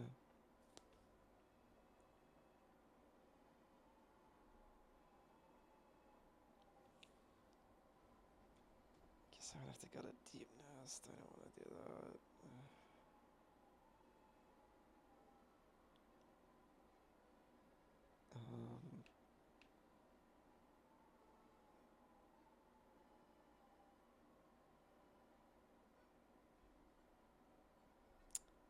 There's just nothing close to there. Like Any way I go is like a pain.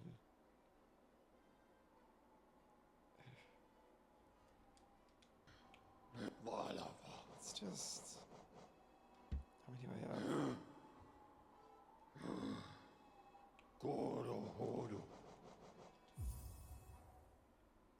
I just want to try it.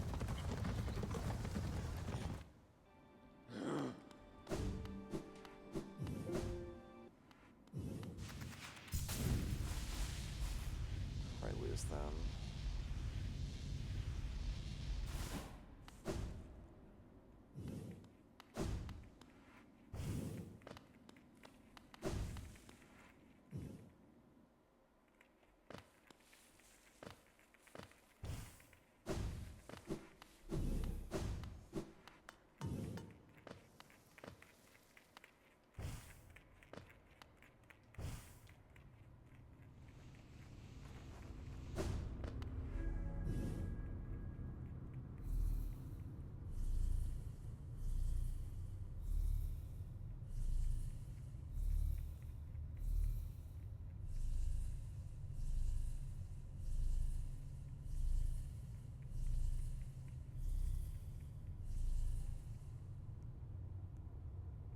Okay.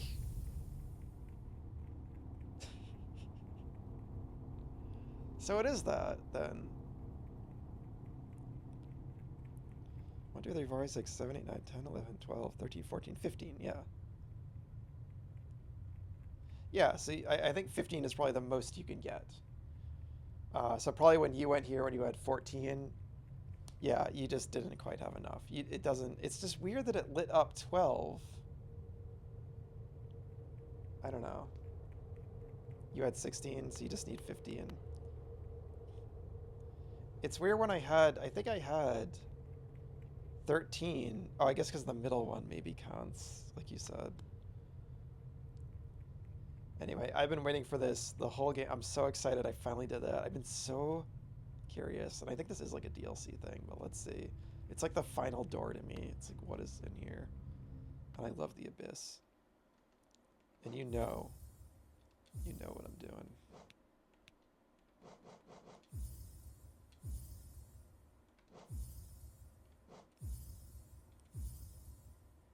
Oh, it's like Dream Naily.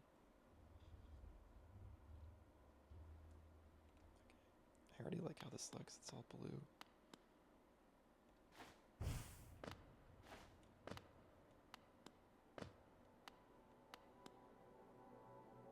Get more new areas.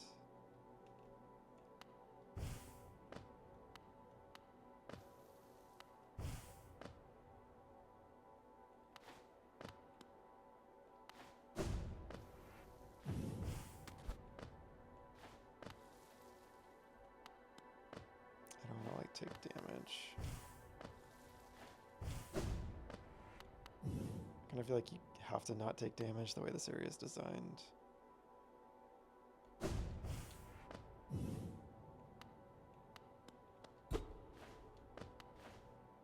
it down?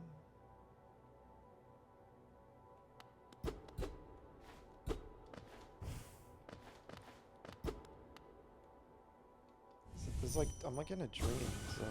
I don't dream nail these, do I?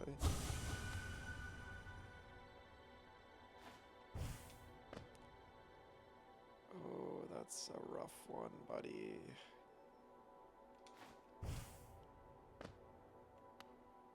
I feel like I have to not take damage here. That feels like what this challenge is.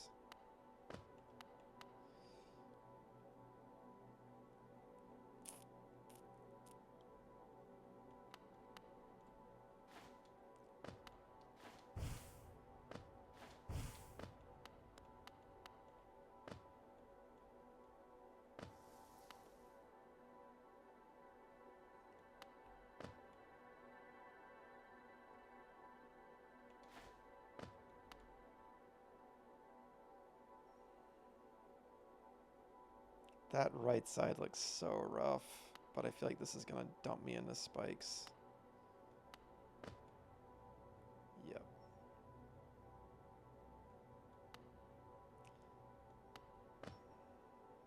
Oh, that's rough. That's rough. That's really rough.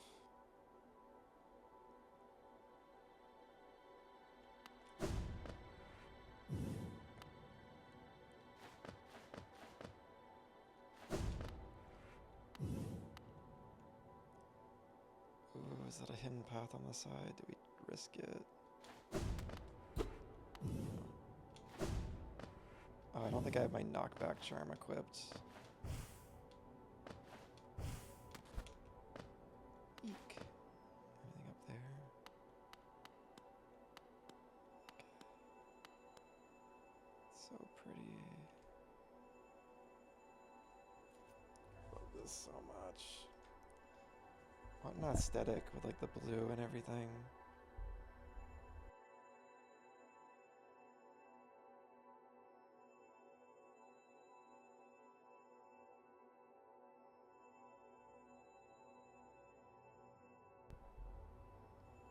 Yeah, this is gorgeous.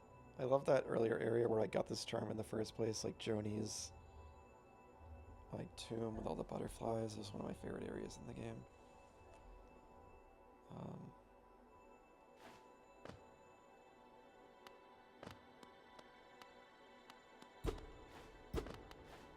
Check.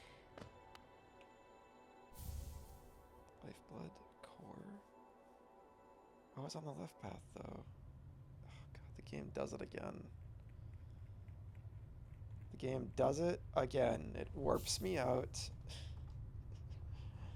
Did it earlier when I didn't sit on the throne at the top of the White Tower. It's like maybe there's nothing on the left path. Yeah, Joni's Repose, exactly. Maybe there was nothing on the left path, but it's like, I was pretty sure when a game, it's like, you get the item or you beat the boss, and then it gives you a little warp, right? Like a warp appears, like a pillar of blue light. And when I'm ready, I can step into that light and then be warped out of the zone. That's what Zelda always does, for example. I don't like how it just automatically warps you out.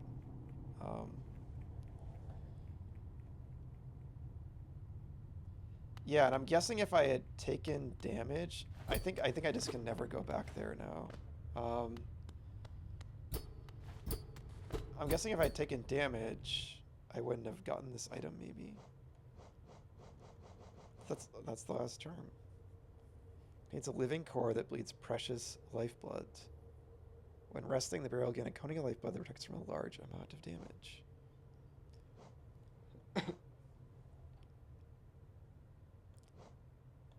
So, oh.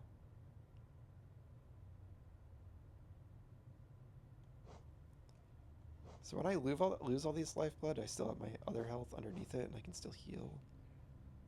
So this just gives you more of that, I guess. Interesting. Yeah, I mean, I still have all of that.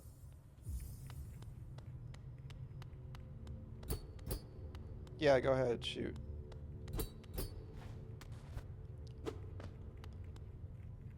I'm guessing I just can't go back now. See if I like walk away from it and go back. Nope. Yeah, I don't think so.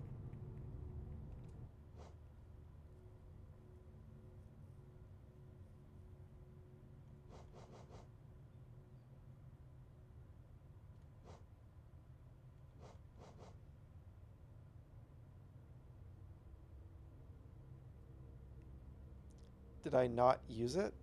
I had Joni's Blessing equipped. Yeah, that's a good point. So did you have this equipped and it worked?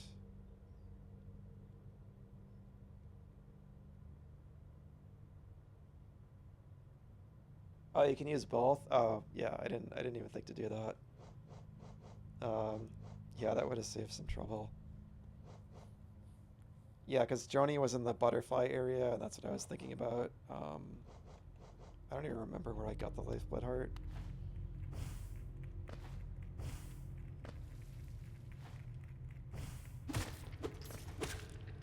Yeah, I just didn't think to do it. Alright, well, I'm guessing that's it.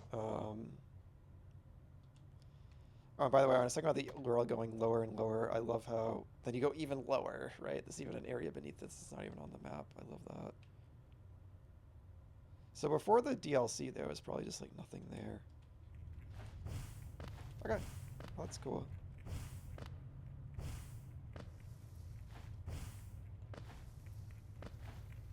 Well, I'm glad you didn't say that. I appreciate you just not like throwing that like a hint out.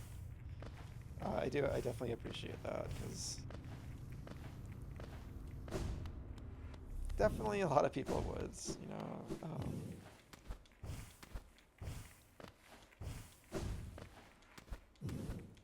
Kind of surprised I didn't get like more backseaters during this playthrough.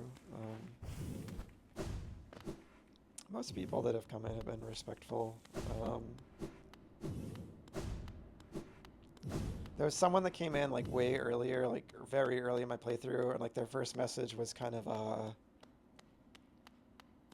like, I'd recommend this charm, and that kind of like set off my like backseating alarm. So I feel like I was a little too harsh on them. I was just kind of like, oh, like careful about.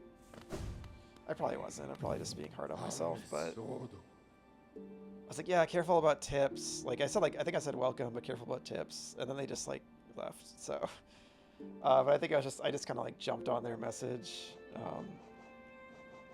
But yeah, like they might have been polite about stuff. It's just kind of like when someone's like first message is like a tip about something, it kind of sends a red flag.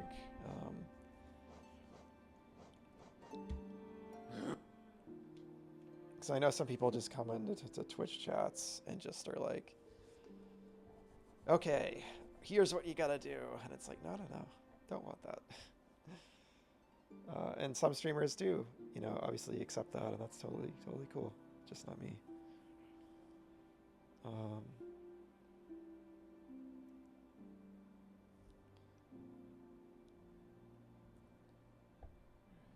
time is it? Alright, so we figured that out.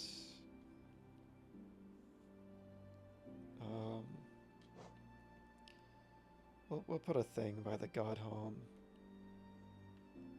I mean, there's already a marker there, but... Alright, so we have the god home.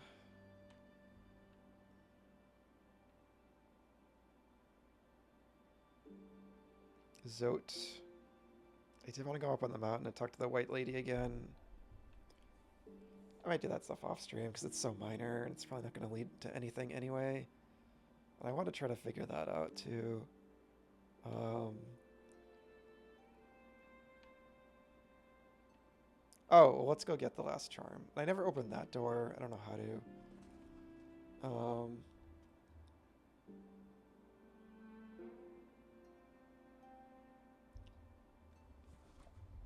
Let me check something.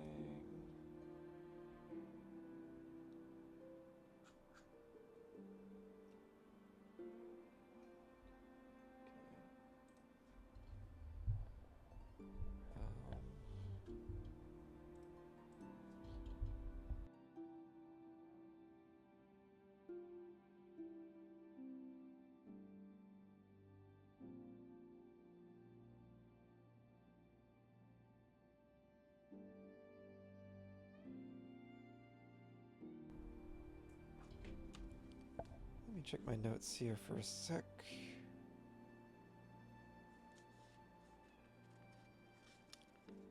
That was definitely the main thing I wanted to do.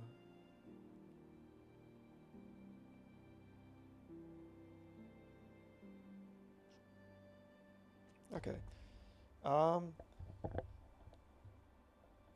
So I think I said I was going to go to 8 o'clock tonight. I'm already past that, but there's only a couple more little things I want to check. So I don't think there's enough that I would want to dedicate a whole new other stream to. So I'm just going to go for like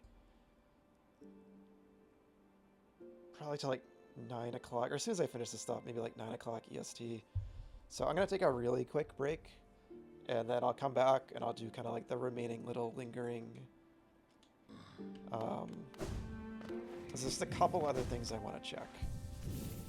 And then just kind of wrap things up from there.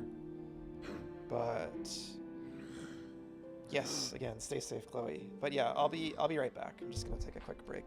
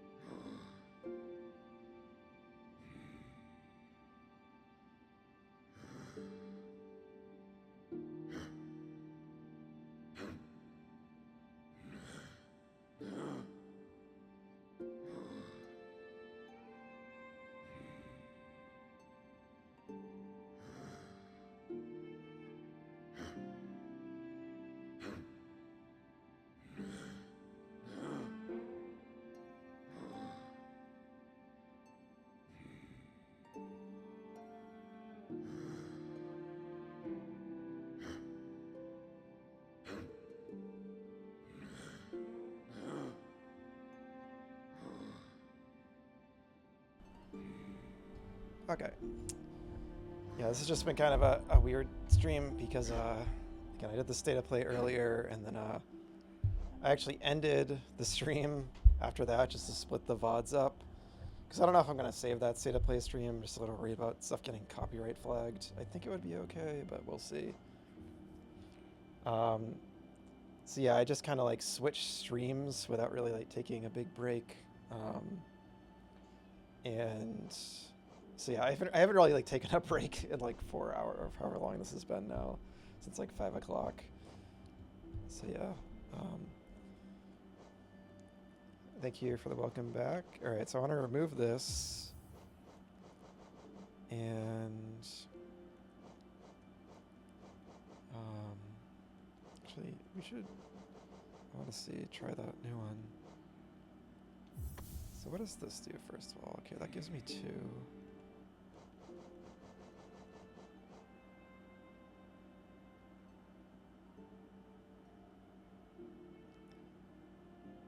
So this, and this one just gives you,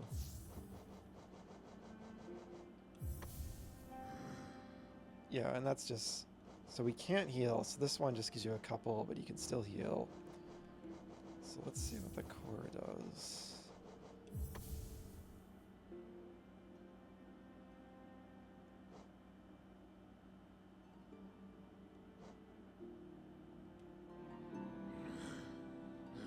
So it just gives it 2 more.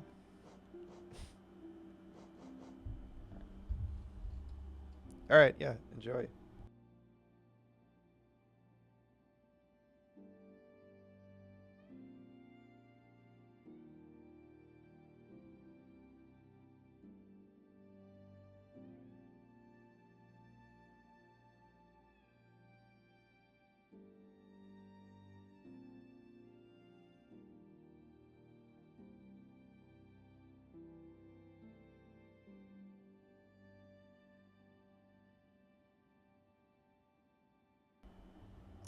So that's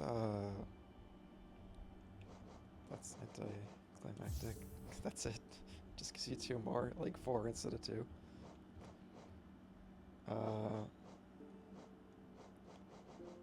What else did I even have equipped? I don't even know. Mark of Pride, I guess.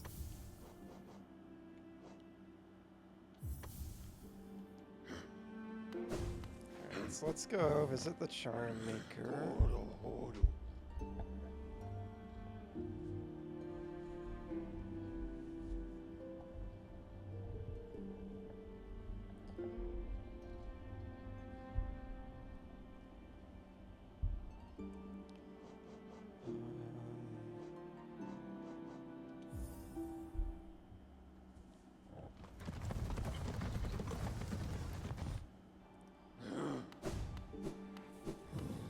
I wonder if the reward was DLC too, because this seems like a charm that was only accessible by DLC.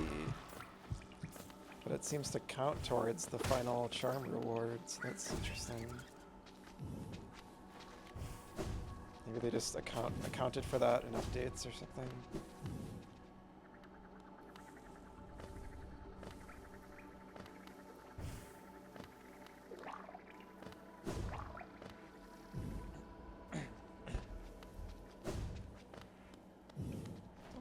Church in here where they were like worshiping the king.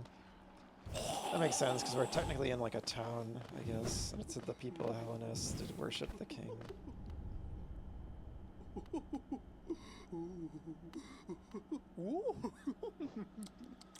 My blessing, a special blessing from me to you. You've earned it. So maybe this isn't even a charm.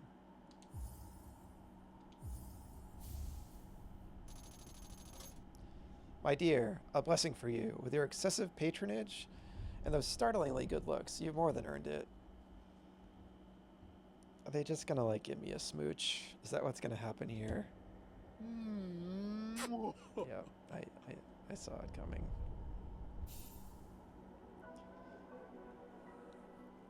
Received Salubra's blessing, a boon bestowed by charm lover Salubra.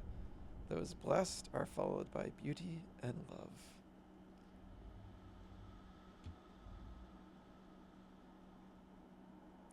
Yes, I hope my blessing brings you everything you desire. Don't be a stranger, sweetums. Blessed. This is very much. You forgot dinner. Yeah, it's not good. You gotta eat real food. You gotta eat real food. Once in a while. Goodness, you've gone and bought all my lovely charms. What a stunning, colorful collection you've amassed. You're even more the attractive bug, clad in all those wonderful, sparkling things. I mean, nothing more to give, but you must come back and visit me from time to time. Such a dashing figure frequenting my store.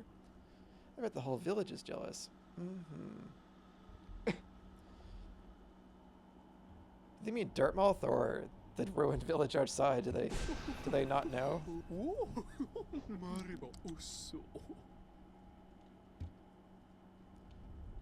I gotta press the trigger to advance the dialogue or else you'd shoot out that thing. Okay, that's the same.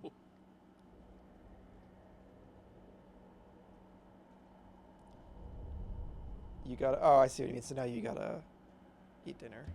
Oh, you're like, now I gotta do something else. So yeah, this is Zelda reference number 4 or 5. So Breath of the Wild spoilers. I'm gonna talk about the Korok seeds. So cover your ears if you don't want to know what you get if you get all the Korok seeds, which I did do in Breath of the Wild. I sure as hell did not do it again in Tears of the Kingdom, but I did do it in Breath of the Wild because I love that game so much. And, you know, I returned to it later. I did the DLC, and I was like, I may as well just get the Koroks too. You know, I just want to do every little thing. I loved being in that world. I did end up using, like, a map towards the end for the last, like, I don't know, 30 of them or something. But, yeah, they never expected you to get all the Korok seeds. I mean, it's ridiculous, right? Like, you're never meant to. And, like, I would not recommend it unless you love that game as much as I do. I just love being in the world. Like, I just did it kind of like over time, just a chill thing, just roaming around the world and stuff. But so the reward for getting them all, and I don't even really have to specifically say what it is. It's just a joke, basically. It's not like an actual reward, and that's what this is too. And I'm a little surprised in this game. I thought getting all the charms, I would get like an extra special charm. I didn't think it would just be kind of nothing like that. But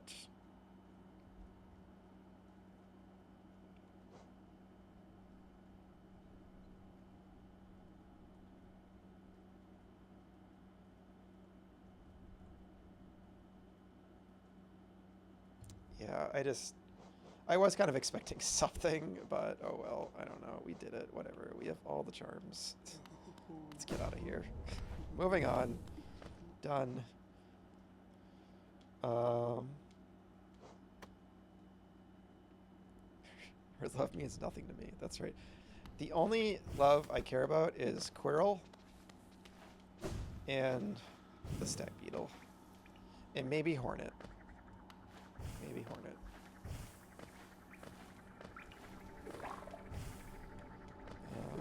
Those are my besties. Those are my 3 besties.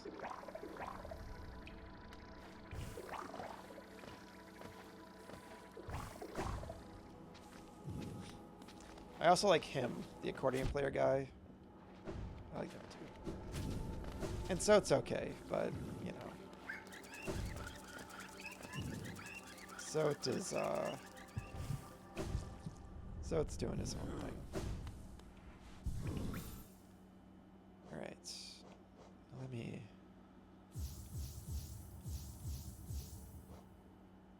I need to put that first, because I always have it on. Yeah, that's the right one, right? Running speed. I always get these two mixed up. Yeah, I do wish there was kind of more steady body, quick slash, right. You know how all you find at the Blue Lake is his nail? I assume that he died, which may be sad, but I don't know what happened according to lore. Yeah, Quirrell. No. I don't think that... I did not take it that way at all. You have that final conversation with him there where he kind of just says, like, I can finally relax and just appreciate the beauty of this place. He fulfilled his purpose, which was to, like, deliver the teacher's mask, which let me access her dream somehow. I'm not really clear on that, but... because I think she was at least the teacher, I believe, wanted the seals to break. I think one of them even says early on, one of the 3 dreamers says, like, the seals must break, and the other ones are like, no, they must not. And it seems like they maybe wanted... Quirrell hinted they wanted the knight to find them, or Quirrell to help the knight to get to them, so... Yeah, after that, Quirrell just kind of was chilling, and then I think the weapon being left behind... I mean, for one thing, it's just a cute little touch. It's just kind of showing... It's like their final little mark on the world. It's just like, yeah, like, this is something to always remember them by, you know? Because they're not going to show up in the game anymore.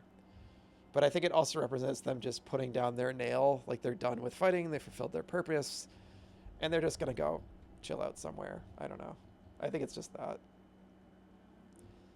I don't know, but just from a storytelling perspective, if they were going to kill off Quirrell, like, they would make it clear. Like, they would show it, I think. I mean, this game is subtle, so maybe not. But there's just no evidence. Like, it's just, what, it's some creature just come and kill them off screen, and then somebody made a grave for them? Like, that would be very strange. I don't think that's what they were going for. So, yeah, I don't know. And you can, you know, you're free to theorize whatever you want, obviously, but I think the evidence points to them that's not what that was implying, in my opinion. That's how I see it. So yeah, every charm. Cool. Don't have this completed. That's okay. Alright, so a couple more stops. Let's go visit our white lady. Now that I finished the game. I mean, nothing is like in a post-game state, so I'm sure guessing her dialogue will be the same, but it's possible.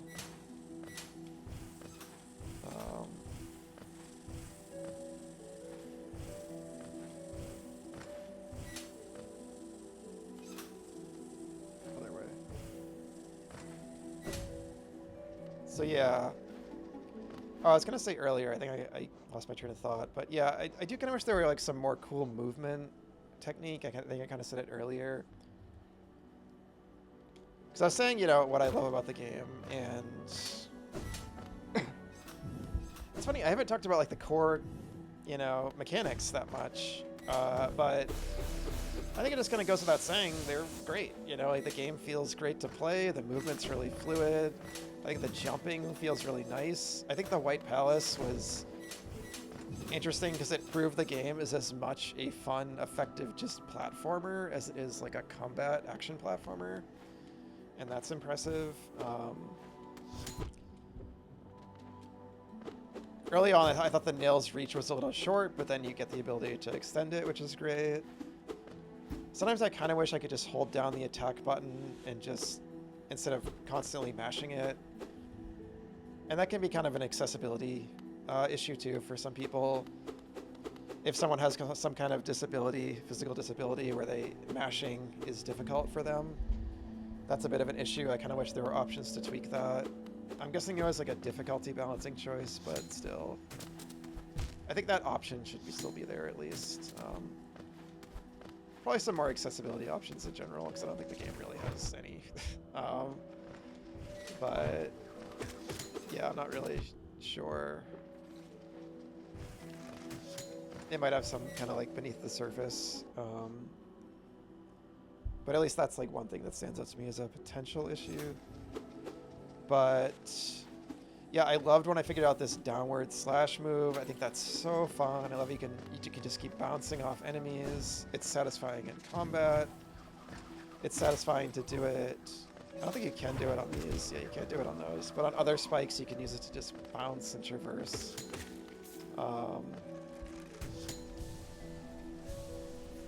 Yeah, it was fun just zipping around the bosses. I felt like the skill set worked well for most of the bosses, or all of them really.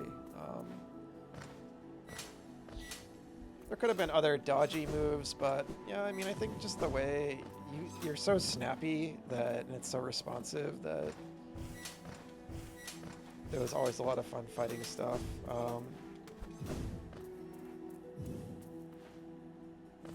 Yeah, thumbs up. You know, it's a really fun game to play. And I don't want to I feel like I'm being a little too dismissive. I shouldn't be. It's not an easy thing to do, to program a game and design all that.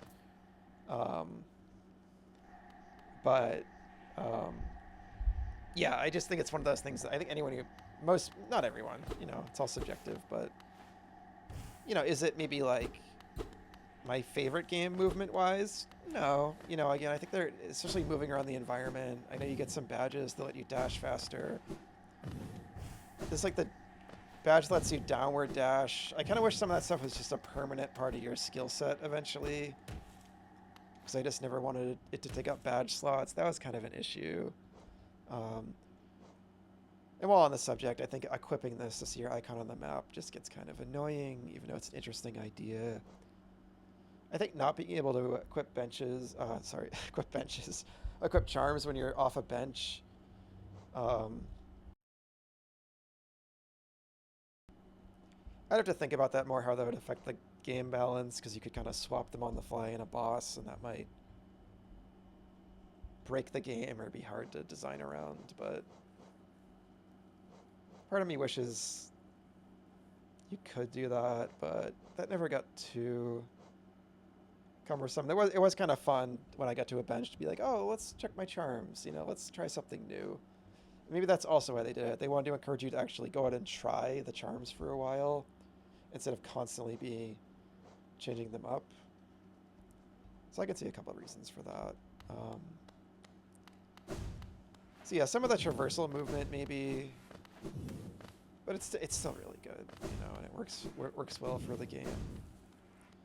It's one of those games that, like, when I'm not playing it, I can like feel myself playing it, and I would look forward to just controlling the game again, you know, which is always great. Yeah, I still don't really know. I don't know what she means by that. She's one of the most mysterious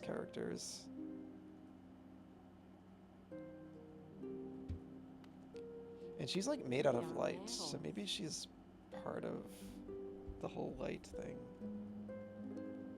That pulsing emptiness, truly it has been transformed by the revelations it found. Does it feel anything, triumph or hate? If it does, I cannot sense it. Yeah, I saw that before. Yeah, that's it. What about if I...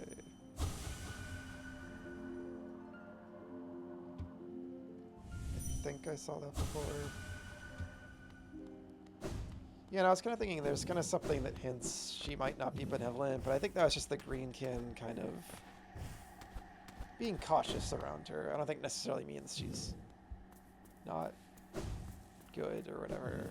They just don't know what she is. And I think that's kind of her whole deal. Like, she's very mysterious.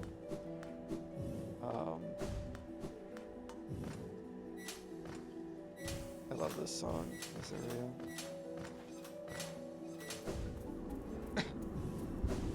Yeah, not a lot of the music is the kind of thing I'd probably seek out outside the game to like jam out to, but maybe while I'm like doing something else I might have it on. A lot of it's very chill and atmospheric. And it all suits the game experience wonderfully. Basically perfectly.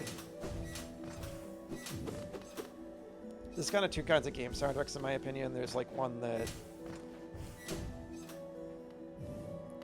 is really like outside the game. It's like just like super fun to listen to and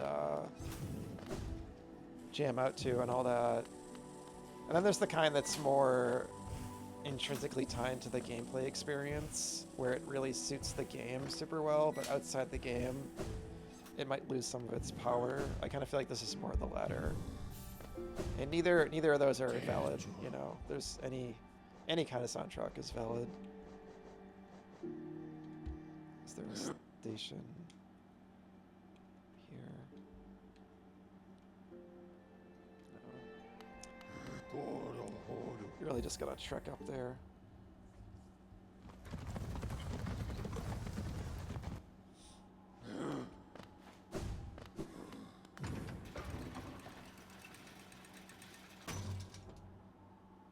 I just thought,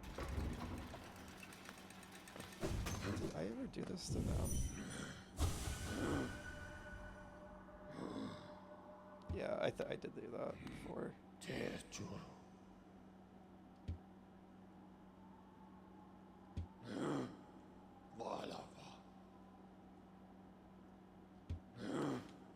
I love the stag. I love their voice, so their little grunts and everything.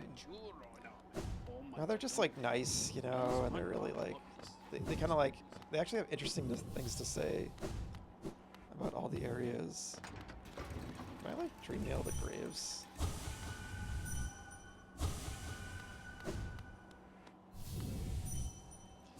If I dream nail them, I think it just, like, they'll just evaporate into dream sparkles. I did that by accident with one of the ghosts once, and I was like, oh, whoops. I didn't know that would happen. They just didn't come back. I'm guessing you can do it to all the spirits.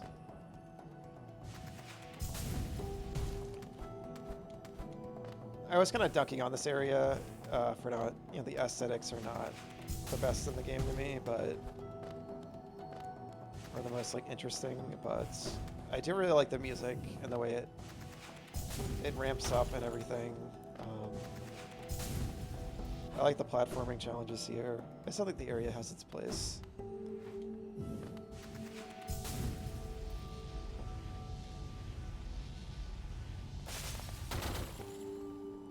And this skill is so fun, and you get that here.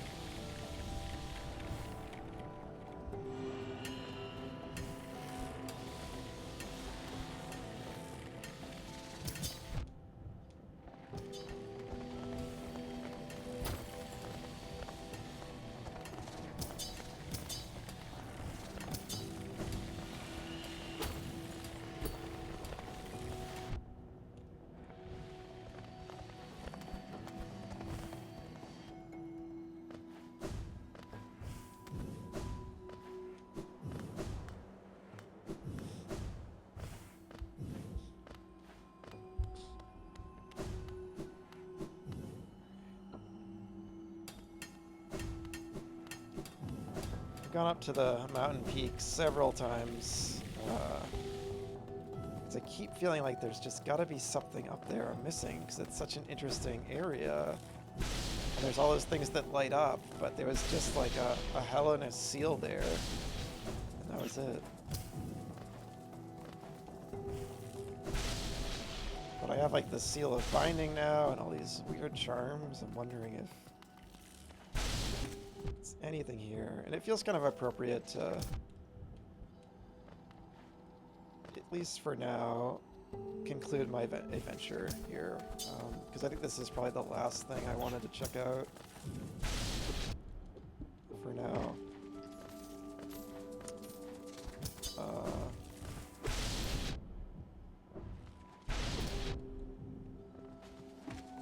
But I still have some yapping to do. Some things I want to talk about still. Because this stream, it's as much me doing these last little things I wanted to check out as it is me kind of like just thinking through my overall experience with the game and how I felt about it and all that. Having finally played it. Once upon a time, I've always been like interested in this game because it's so popular, but once upon a time it really wasn't high on my list because I don't know. I think like at a glance, and this will sound, at a glance, I like didn't love the art style, I guess. It seemed like, I feel like the characters seemed, the way they were drawn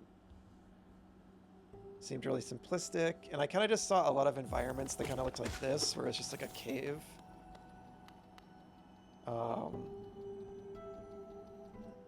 And the game, it has kind of a muted color palette throughout, but I think it works for the game, what it's going for, the mood and everything. Like I said, it has a vibe it's going for. But just at a glance, the game didn't like jump out at me, I guess. I thought it looked nice, but having played it and seeing it all in motion and stuff like that, you know, I think it's gorgeous. And all the character animations and all that. There's a ton of personality and a ton of variety to the world, but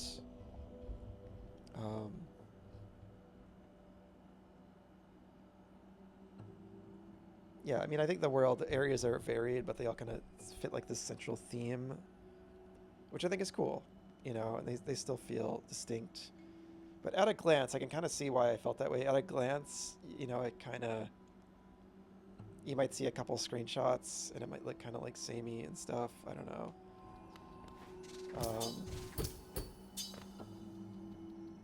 It just didn't immediately sell me. And there's been other games I've ended up loving that are like that. Not everything will right away.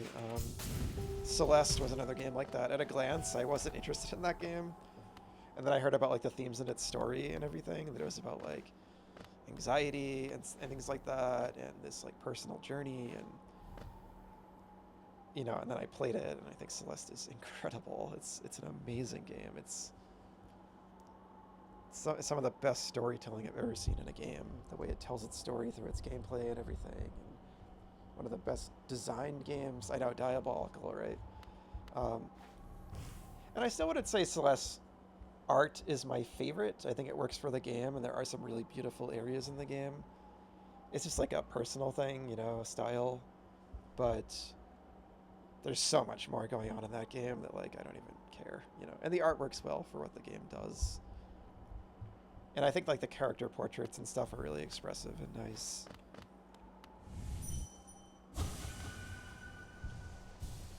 Anyway, it was kind of like always on my list. It just wasn't high on it. And kind of like recently, it was really when like Silk Song came out and I was seeing like screenshots of that. And it was really more the environments that are like overgrown with greenery and stuff. And just like that game was so famous because it took so long to develop. And I felt a bit caught up in that hype, and I was like, I gotta really play Hollow Knight, and I knew I wanted to start streaming, and I was like, yeah, maybe that'll be like a good game to try doing this. And I didn't know how much I'd love it. I didn't know how much it would be up my alley. Like, maybe there's a badge you can equip to read these or something, but...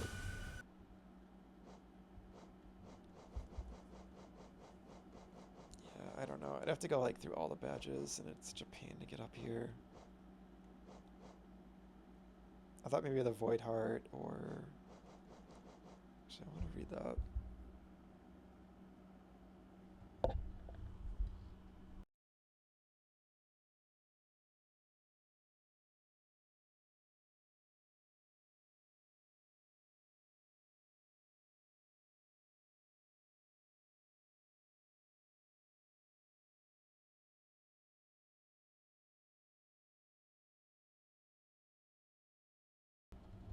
Oh no. Yeah. Man, skipping this game would be so sad, yeah. Um, yeah, it makes me sad when I hear that with some of my favorites too, but you can only kind of recommend not to do that and then accept their choice, because there's so many games out there, and I do get, like, um,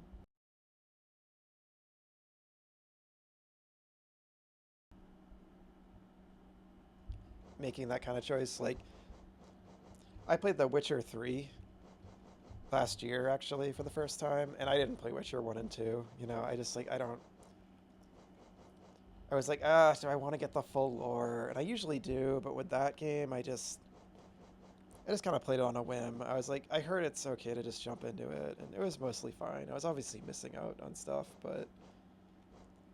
um, but most of the time, like something like this, where there's only 2 games, and when I know how beloved Hollow Knight is, right? I'm like, yeah, like I definitely want to play Hollow Knight first. And it's always a case where like I might end up liking this more than Silksong. And again, I don't want to, just to be clear, like I know you, Chloe, are good with spoilers, but even with like, I don't want to hear any impressions of Silksong. Like, I don't want to hear if you like it or not or anything like that.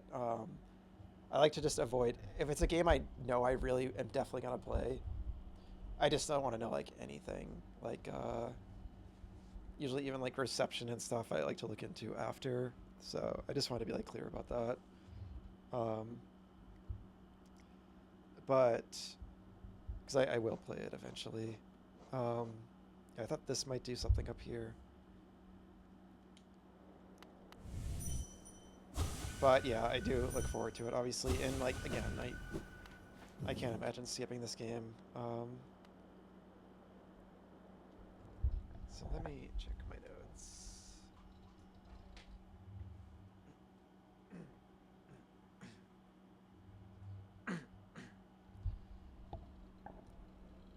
All right, check the feeds, checked the cocoons, did that.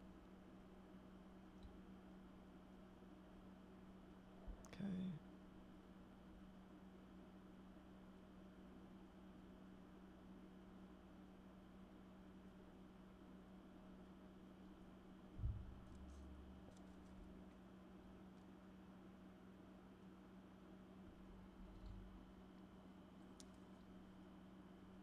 Okay. All right. I think I pretty much did it all.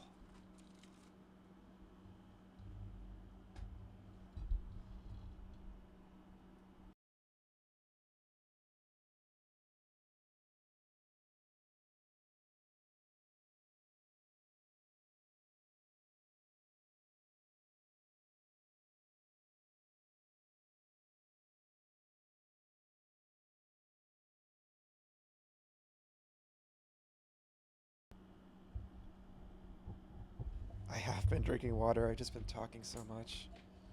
Um,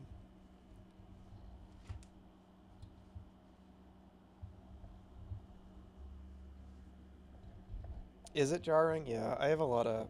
I know. So I'm always trying to adjust my sound. I know I like move my mic a lot too. It's because the way I have it hooked up is kind of janky. That's definitely something I'm very conscious of, and I'm working on. I'm gonna continue working on getting better at it, sound stuff. But I do appreciate the feedback. The white noise is probably because I turn my AC on as well, and I usually don't have it on. But I just don't want to like be gulping water with the mic on, so that's why I mute it. Um, But yeah, I get it. I do hear it in the VODs sometimes. But what was I gonna say? Okay. Oh, you like the white noise? That's good. It's good to hear. That's good, because I kind of like hesitate to turn it on because I'm afraid it will like be too loud and so on.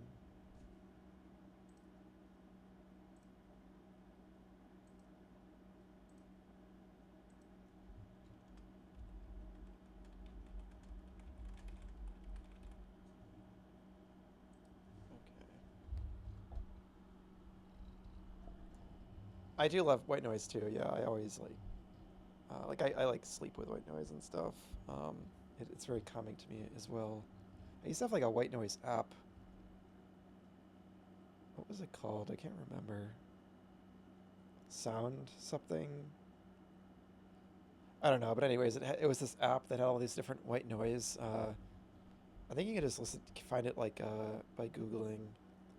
There's probably different ones of these. I think I had it on my computer and my phone, but it was like one of them was just like the ocean. One of them was like a cafe, like a bustling cafe ambience, stuff like that.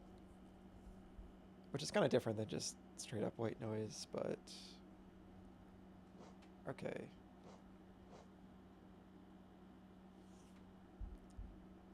So we pretty much got all this stuff.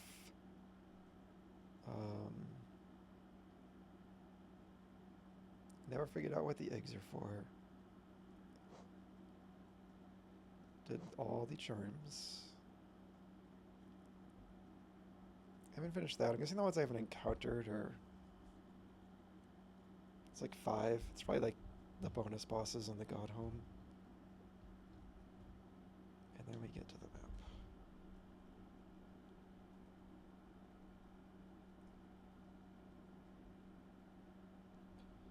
Yeah, I know there's like I know it's... I don't even know like the difference between them all. There's like pink noise and brown noise and white noise. You just sleep with it? Why? Just because of the color?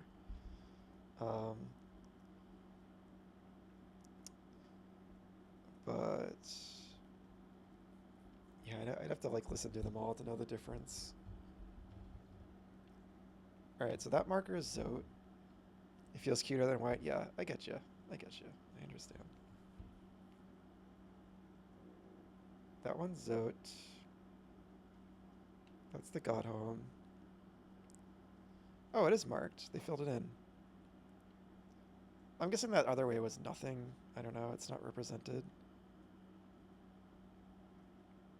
Unless you can get back in there somehow, but I don't know.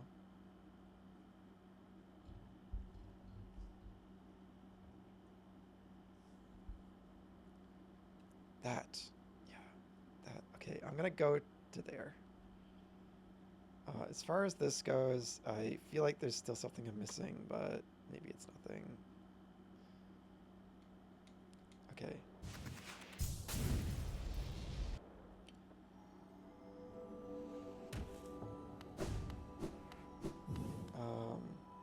Wait. Oh yeah, I do need to get out of here.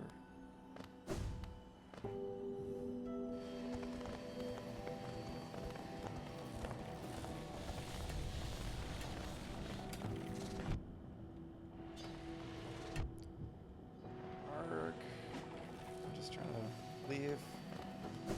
They put the sign there, that's nice.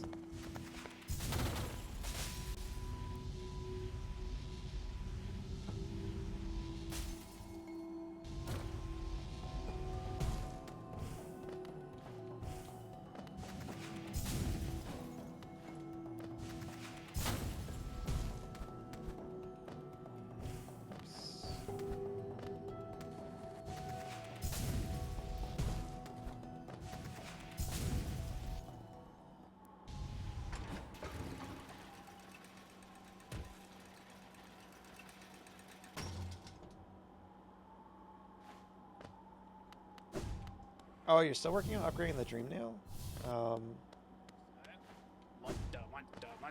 Yeah, I didn't mind it because I kind of just did it as I was exploring. I never really like went out of my way. What?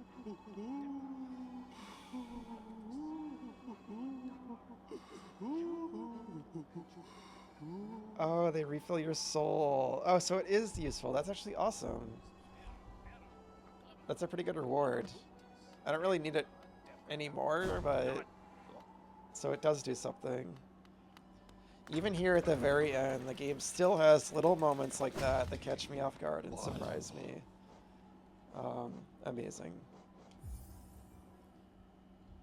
Yeah, I think when I was doing the grubs, I got a few more of the trees that I hadn't done, but... and I think I did them all, but... Yeah, I found I just did it as I was exploring and never really had to grind for it, I guess. It was worth it in the end. That surprises me you haven't done it, because I assumed I needed that to... I did need that. I needed it to get to the White Palace, and I think I also needed it to fight the true final boss.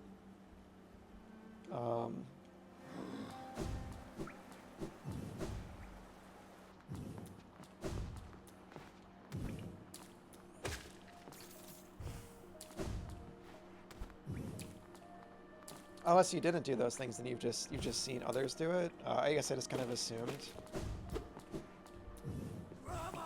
which is obviously fine. I think I just maybe assumed.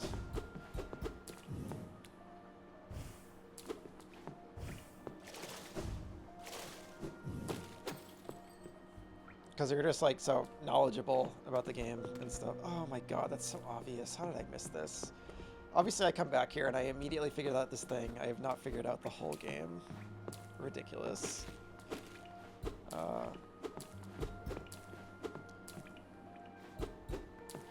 Yeah, I just know like you and Xion are always like answering my questions and kind of like are knowledgeable about the games. I kind of assumed you both had done all the things. Okay, well, we figured it out. So does that just not open? So weird.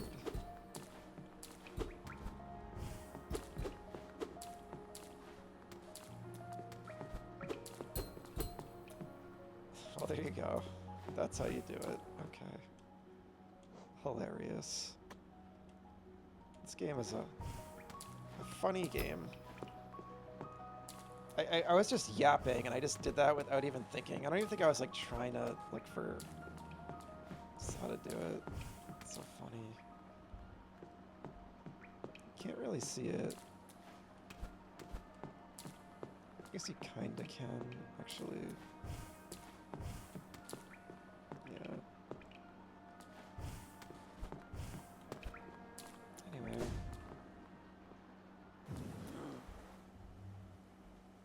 You played a shit ton, but you have such a speedrunner brain that trying to find every little thing is difficult. You've been playing for years.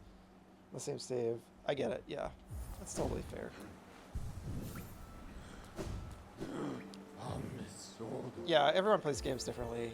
I usually am the kind of person that sticks with a game until I finish it, but I've definitely had games like that.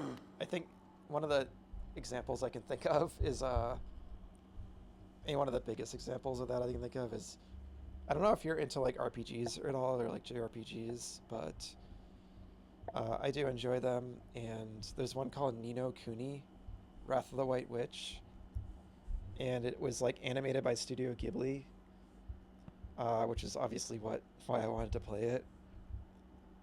Yeah, that game took me like years. Like I started it.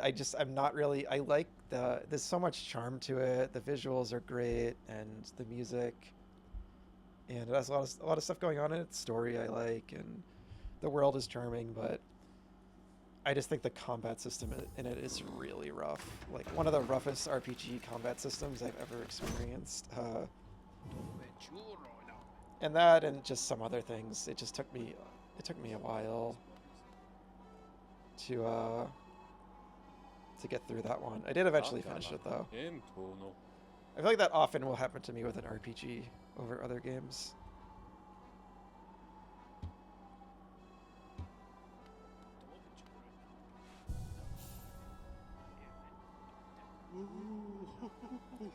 so they always appear.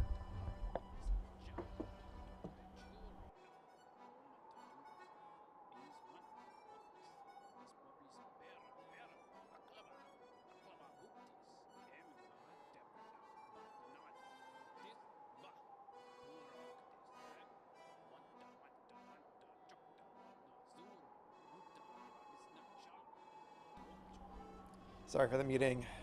I had to drink some more water. You don't mind them, but you don't go out of your way to play them. Yeah. And I play them sparingly because they're very long and involved, and I gotta find a way to get through them quickly. Actually, just shortly before this game, I played I just finished Xenoblade Chronicles 3, which is an RPG for Switch. Huge RPG, took me forever, and I needed a break after that from like really long RPGs. And then I spent 2 months on this game, but that's still shorter than I spent on Xenoblade 3. I took a break in the middle of it because I did like every side quest in it and stuff. I kind of regret that, but yeah, I spent a long time with that game. Okay. So here we are. So yeah, I've talked a lot about what I love about this game, and I said it before, I said it throughout the game, but the number one thing that I just adore about this game, I think it does so well, is exploration. This world was an absolute joy to explore. I have so many memories of a lot of games handle exploration like you just find loot, you just find new equipment, and that's useful, but it's not exciting to me. I like when games have things that you find that are either something unique or that contribute to the storytelling or are just a cool thing for the sake of it, that don't have any gameplay function. It's just a cool thing to find. Hey Gian, welcome in. Great to see you. Hope you're doing well today.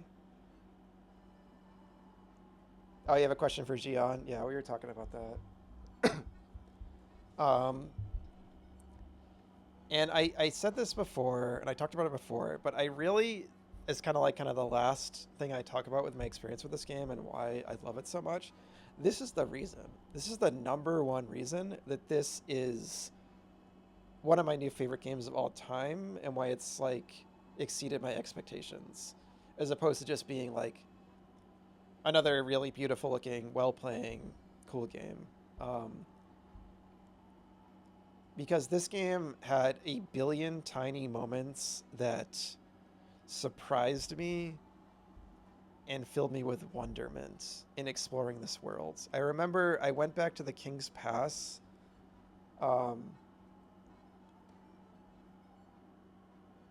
Gian, you think Quirrell metaphorically died, but got a new life. Yeah, I mean, that's basically kind of how I felt too. Like, I don't think they literally died. I think they just put their nail down and they're like moving on to something else. But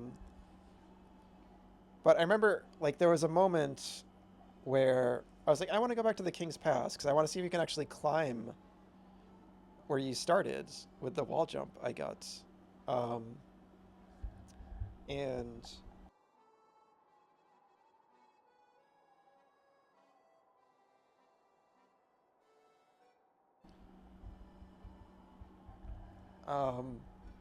it's actually not marked on the map, I don't think, but there's a hidden passage that leads up to the Howling Cliffs. And it was already a secret passage. If you go left at the beginning of the game, there's a hidden room. If you go back there, there's another secret passage, like secrets upon secrets, which is the best. I thought I would find nothing in this original area.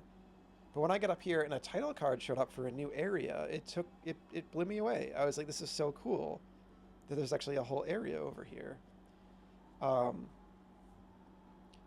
I mentioned before that, well, it was the same thing when I came back here. I was like, there's probably nothing out in that lake, but then you go down here and there's this giant worm, maybe it's Un, spits a charm at you. And they could have just had that charm be on the floor down here. But they drew and designed this unique creature that I've never seen anywhere else in the game. Finding the White Lady was a highlight. you know, every environment, again, it does something unique. It feels unique in its own way. Some of them are like kind of similar in ways, you know, they all fit the central theming, but, you know, again, besides the Crystal Peak a little bit, none of them really feel generic, right? Like the edge of Hallownest, the city aesthetic, the Queen's Gardens, right? If I see any of those areas, if I see a screenshot, I'll be like, oh yeah, that's Hollow Knight. They feel like they have an identity. Again, getting lost and exploring Deepnest was so fun because it's like, oh, you find this. I love how there's these little sub areas in the different areas. Like the failed tramway is like this unique little like sub zone in Deepnest. Same with the Spider Kingdom. And then way later in the game, I went back to Deepnest and I ended up finding this creepy mimic boss down here that I had totally missed earlier.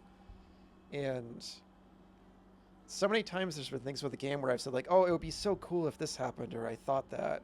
When I got to Deepnest, I kept hoping I'd like fall down a hole and just run into some creepy like giant spider boss or something. And that basically eventually happened with that Nosk boss. I think the Royal Waterways were such a great area because besides the God Home being hidden down there, which was another highlight, even if it was DLC, there's like this whole like Fluke Nest area, which was a highlight. But then there's like the Isma's Grove area, which had like a different aesthetic, which is cool. There's like the Dung Defender boss. There's like 2 hidden bosses down there. The environment evolves as you explore it. And as I kept going further and further, like now there's this like B area, and then I'm going further than that, and there's like this other area. Like the way I just kept discovering new areas and areas, it felt like the world was boundless, and I was just always discovering something new and truly exciting. And sometimes you'd find a new skill or a new charm. Sometimes I'd just find something mysterious, like this mushroom thing down here that I eventually did discover. You can actually like read, and there's a piece of lore there. This is another just unique area right in here. It's like a unique area, a unique boss, and you still get like a tangible reward with the item at the end.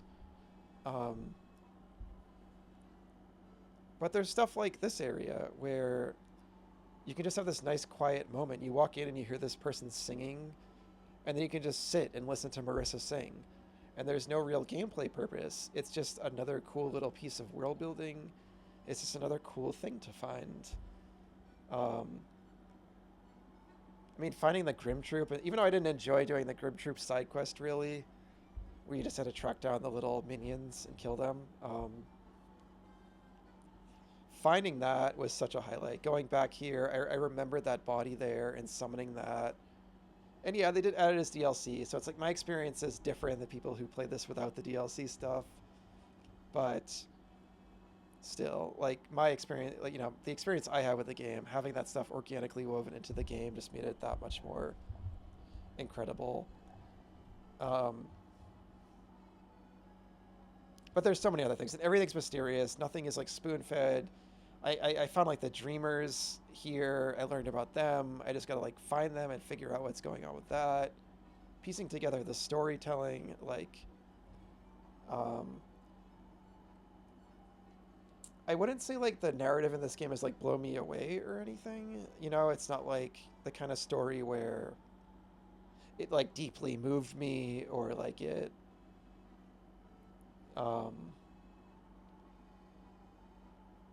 feels like that kind of story, but it's the kind of story, as I've been saying all along, where I love how it just completely tasks the player with like asking questions about it and piecing everything together themselves. And they might make like wrong conclusions, or they might not. You know, I don't know what the developer's intentions were exactly, but it's really fun to think about this story, and that's what elevates it. And why I personally really did enjoy the storytelling in this game a lot. It's just that aspect of it. But I do think the lore is really cool. This Bug Kingdom with like these different factions in it, and this whole mystery with the Void. I love how mysterious this room is.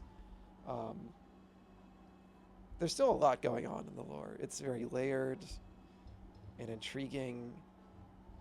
And just this inspired idea of this bug kingdom and how interesting all the bug designs are. And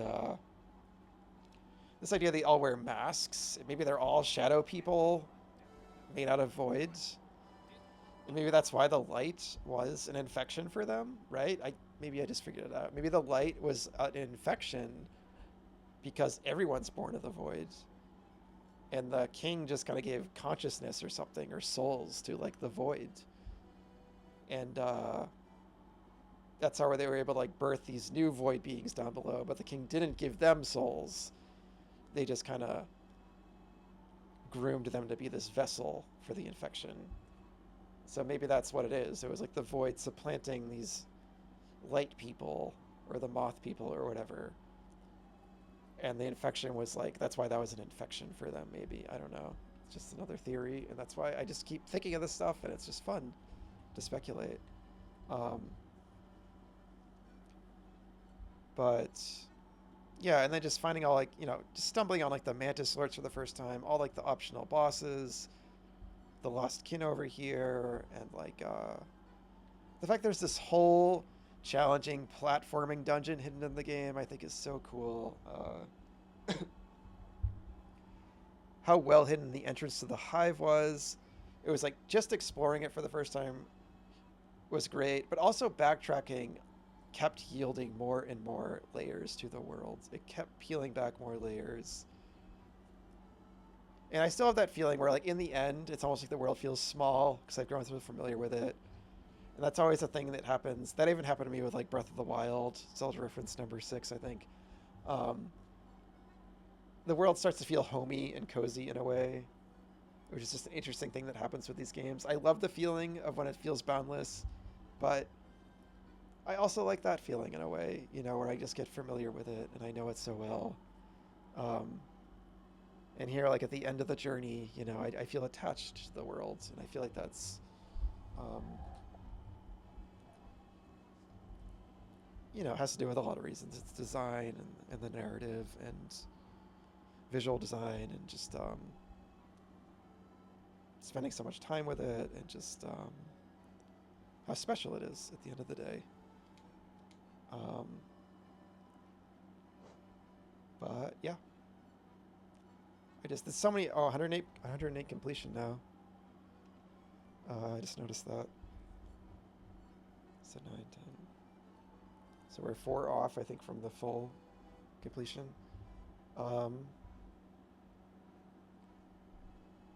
But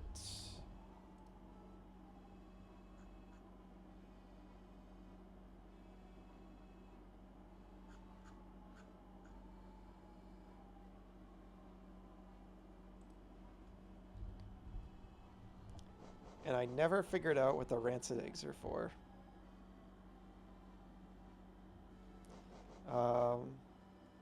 Let's say of a creature.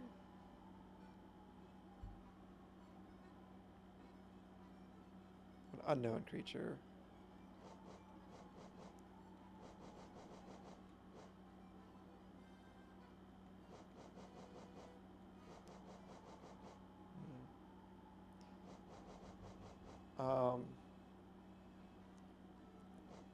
And yeah, Gian, since you came in later, okay, yeah, I appreciate you not saying them. I never figured it out. I got them from that person in the sewer. They were giving them out. I'm curious if it has to do with them. Yeah, Gian, so I wanted to mention, so basically I've been cleaning up odds and ends. I figured out a lot of the little mysteries kind of off stream. Again, you can always like check the VOD. I won't yap about all of it, but I just thought it was funny. There was this grave I kept going back to here. I just forgot it was one of the Dream Warriors, so I already did that. But most importantly, I figured out how to open the door over here, and it was just a hidden passage. No, it's not important, but I did do that finally. I did this. I finally figured it out. Yeah. And that was like the #1 thing I wanted to do today. And I realized that that was like DLC as well. But yeah, I just figured out basically you had to equip these life blood charms, and I think you need to have like 15. At first I thought you needed to destroy all the blue cocoons, and I was missing some of those, but I kind of just eventually had the idea, and Chloe was like kind of trying to figure it out at the same time on their own, which was fun. But yeah, I figured out you need like to just have 15 masks of health, and then the door opens, and I got the lifeblood core. And then I got Salubra's blessing, where she like refills my health when I'm at a bench, or my soul. Sorry, refills my soul.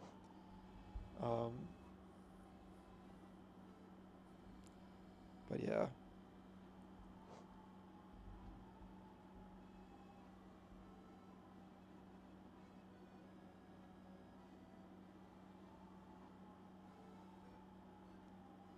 yeah. Yeah. So I eventually got it. Okay.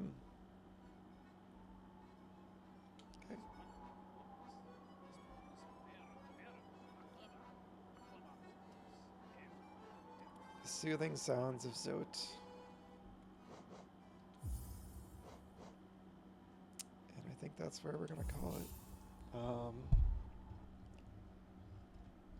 So basically, this ominous title screen, I'll leave it for now. I might change it back to the default eventually. So yeah, I did this earlier in the stream. I looked through all these. All my feats. See, I noticed before Sealed Siblings, there's another secret. It looks like I did get like the true ending, I think.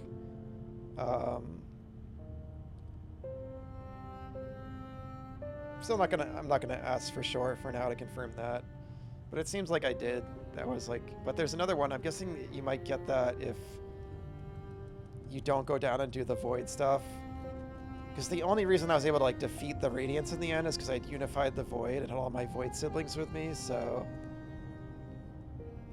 maybe because I think because the void came up and grabbed it and pulled it down, and the Hollow Knight helped out too. But so I'm curious if I don't do that, if that's that maybe another ending.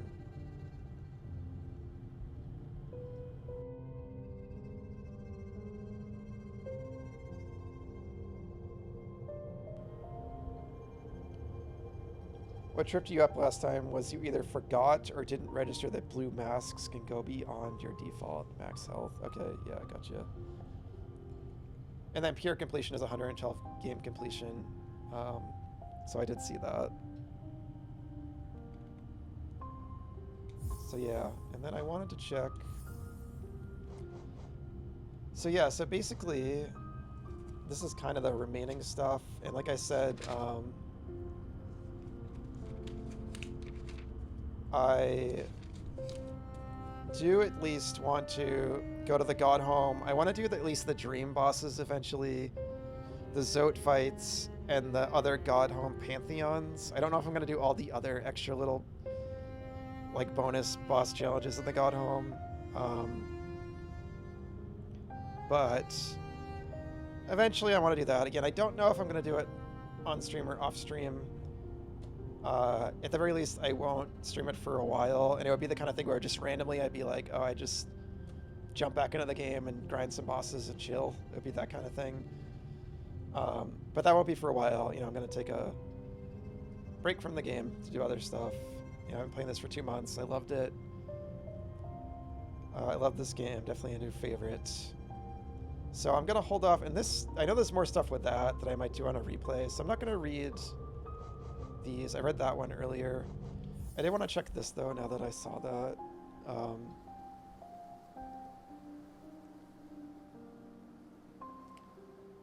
Hallownest many denizens receive countless tweaks and changes. Interesting.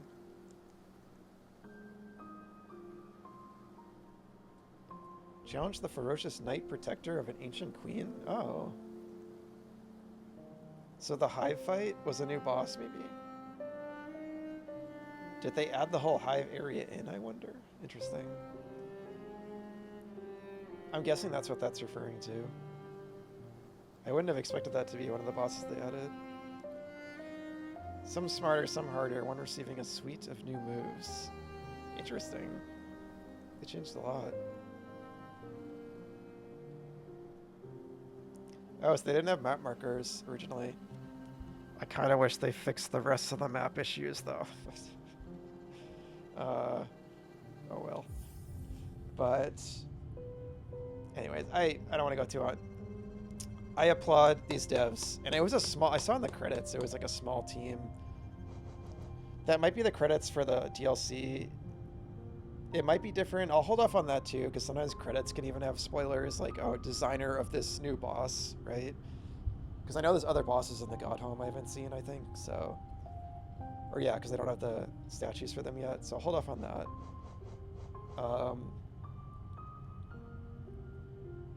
And it stuck me with this void menu after I finished it, so I'll leave it for now. I might change it when I return to the game eventually. If I go back for the other bosses, because it's so ominous. But that's kind of how the game ended. You kind of return to the void, I guess.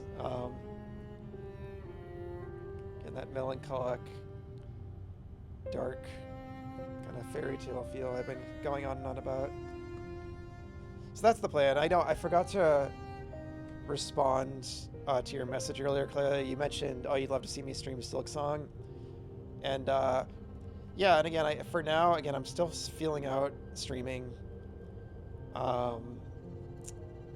I'm just not sure. Like, Silksong is always off, so I'm not sure how I'd handle it by then. It's possible I'll stream it. It's possible I will record it off stream and then post that to my YouTube, because I want to start making that kind of content and kind of see what kind of like reach that gets. You know, if that reaches people.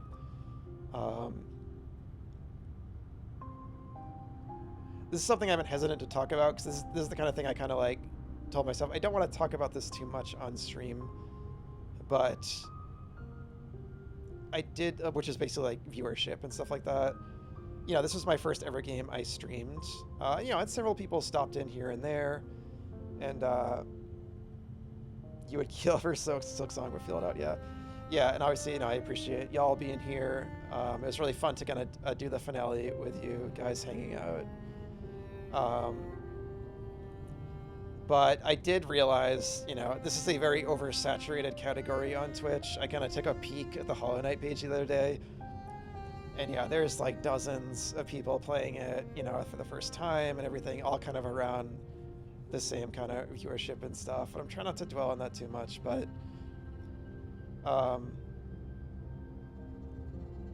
that is the kind of thing, you know, because like I do want to, obviously, you know, I want to like grow, I want to reach more people. And I think Silksong will be a similar situation. And like, you know, I don't want to be clear, I'm not just like, that won't be the only thing that affects my decision, but it's kind of the kind of situation where I would at the very least want to grow my channel more before I played Silksong, if that makes sense. I punted myself into the deep end, for sure. But, you know, I wanted to play this game anyway, and it kind of just, you know, I knew it was like popular, but I thought it'd be like kind of like a chill way to feel out streaming. I didn't know how much I would end up loving it. But yeah, but I mean, people still found the stream one way or the other. I've had, you know, a few people stop in here and there. There was one time once, like halfway through the playthrough, someone just jumped in one night and like chatted for a while, and you know, I didn't see them again. Maybe they lurked or something, but that's cool. You know, I just appreciate meeting them, and I just think that's fun to just kind of meet new people and get their perspective. And you know, they were just kind of sharing some of their own thoughts on the game. They were it was kind of a funny point. I was in Fog Canyon getting like blown up by all these exploding bombs when they showed up in like this difficult room. So they were kind of commiserating that the same thing happened to them. But yeah, so it was fun seeing some different people come in, and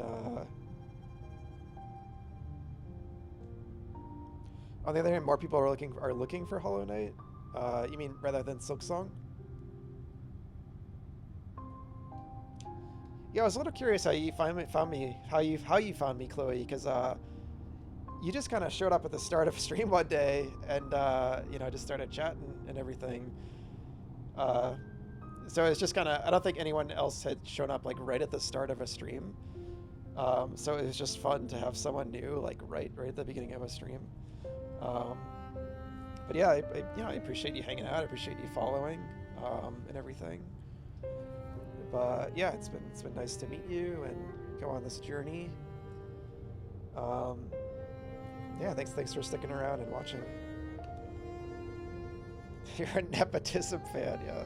Yeah, Gian, I knew. I think it's pretty obvious. I knew Gian before starting this, and again, like I said the other day, Gian, I really appreciate how supportive you've been on this venture.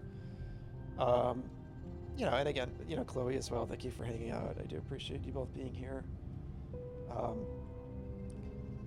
But yeah, I remember you were there like day one, right at the start, Gian, and it really, it meant a lot. I appreciate it. And I always say this, never any pressure to stop by or anything, but it's always nice to see you, see anyone when they do. Anyway, enough of that. That's just, there's other factors too. I'm kind of deciding what games I want to stream, what games I want to record for YouTube, and what games I just don't want to play on my own, because that's something I never want to lose. I definitely want to always... Games are very intimate, personal experiences for me, so I always want to maintain that as well. Hey, welcome in. Thanks for stopping by. I am kind of wrapping stuff up. It's actually... You're kind of catching me at the tail end of my first playthrough. I just finished the main game yesterday, and I was kind of just wrapping up my final thoughts and kind of where I'm going from here. But thanks for stopping in. It's good to see you. I hope to see you in the future. Speaking of, that's a good segue. So now that I've wrapped up Hollow Knight for now, again, I might jump in later for the bonus optional bosses down the road. But I'll be back on Thursday at 5 p.m. EST. Once again, it's going to be another 5 to 8 p.m. stream probably, which is kind of different than my usual time. Oh, I just saw your comment. Rainbow Gian is my favorite of your fans. Yeah, Gian's great. And yeah, their name is a typo. It's like an inside joke. Gian, one of my friends, like offline friends I was hanging out with the other day, and they're one of the people who has stopped by the stream in the past, and we were like just talking about anime and stuff, and they were like, oh, by the way, like, your friend is cool, like in your stream, like, what is their name? Rainbow Zoo? And I just started laughing. I was like, it's Gian, but it's their name is typo. It's just like one of their friends typoed their name, and it's just an inside joke.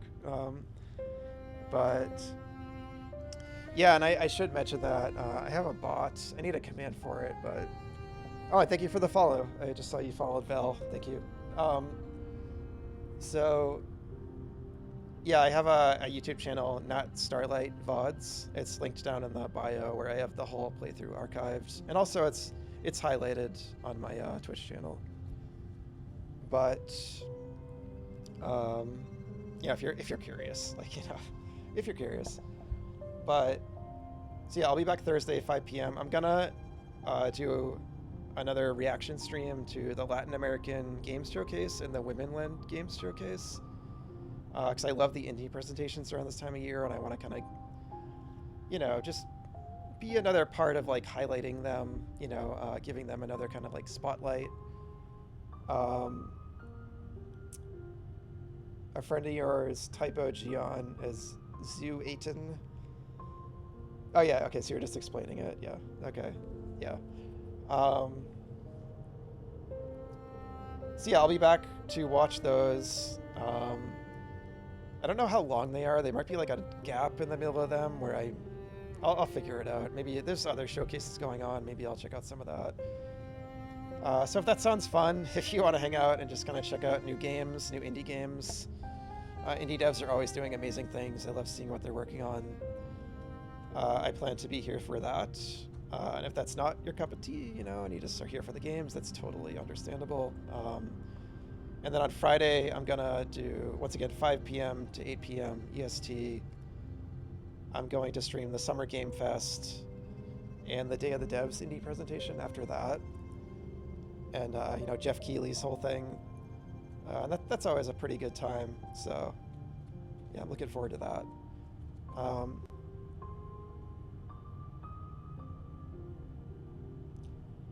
Yeah, sorry, I might be talking too fast. Yeah, no stream tomorrow. My schedule is different this week. So basically, this week's different just because of Summer Game Fest. So no stream tomorrow. Next stream will be Thursday, 5 p.m. EST again. And I understand it's a different time, so I totally understand if you guys can't make it. And again, I'm going to do kind of a watch-along stream of the Latin American Games Showcase and the Women-Led Games Showcase, which are two indie showcases that are part of Summer Game Fest. Obviously highlighting Latin American game developers and female game developers, or women game developers rather. And then Friday, once again, 5 p.m. EST for the big like Summer Game Fest, the main showcase. And then Day of the Devs, which is a shorter indie showcase after that. And then next week, yeah, no problem, Chloe. Yeah, no pressure to show up whatsoever. Yeah, hopefully the notification goes out. And then the following week after that, so next week, I actually am, I kind of like have to make these announcements now. I am going to change my schedule a bit. I'm cutting out Monday. I'm going to still stream Tuesday, Wednesday, and Thursday on the regular time frame of 7 p.m. EST to 10 p.m. EST. I'm still going to do that, so I'm just cutting out the Monday stream. I want to mainly free up some more time so I can work on stuff for the YouTube more, as I kind of keep saying. So yeah, I'll be streaming 3 days a week instead of 4. That's starting next week. And I want to start trying out, I want to start streaming some of like my old favorites, basically. Because as you know, I always bring up Zelda and everything, and I feel like I just need to like stream some of those games and like really like, so I can talk about them, and I think that would be really fun for me. I also want to get into doing some more like retro game streams and stuff like that. Because I have these hookups for like retro hardware I want to try out. So yeah, and again, Chloe, no pressure. And I always appreciate you being here, but yeah, there's never any pressure. But yeah, I appreciate you hanging out. It's always fun to see you, you know, and chat and everything. Yeah, it's like 7 now. But yeah, the tornado and stuff. Yeah, if you have plans, I hope you have fun. Or if you had them earlier, I hope you had fun.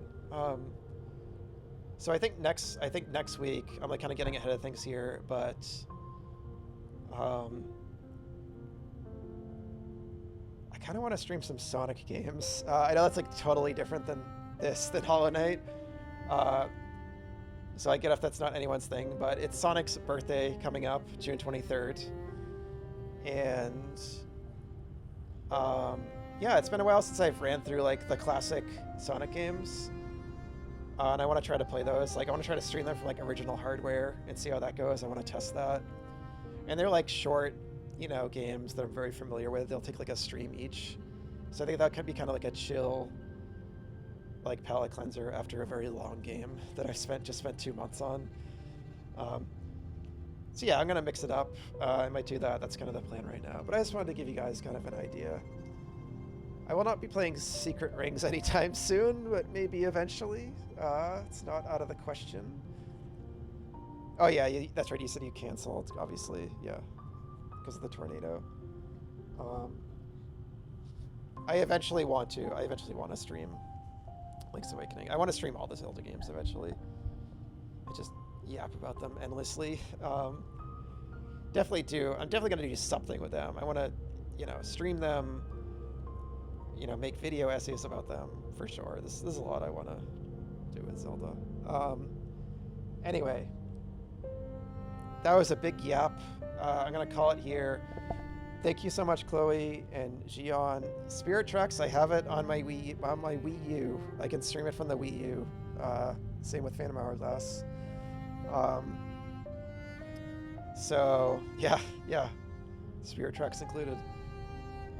It's a ways off, but yeah, I would want to do them all. So So yeah, thank you so much, Chloe. Thank you so much, Gian. Thanks for hanging out. Thanks for being here so much throughout this playthrough. You know, it's been a lot of fun just going on this journey together, and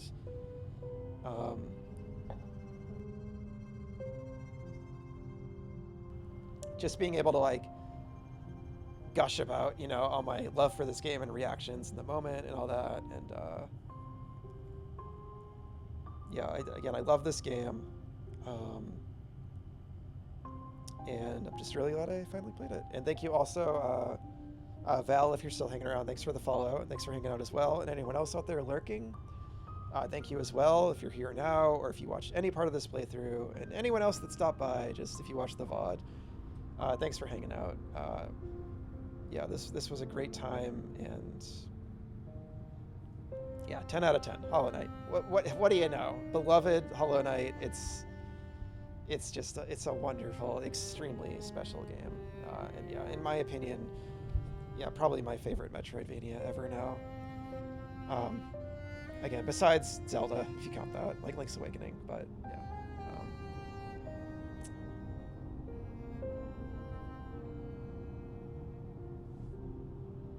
yeah. Yeah. Okay, so yeah, I'll be back Thursday, 5 p.m. EST. Hope to see you guys there. Again, if not, it's totally cool. Hope to see you next week for some Sonic, perhaps.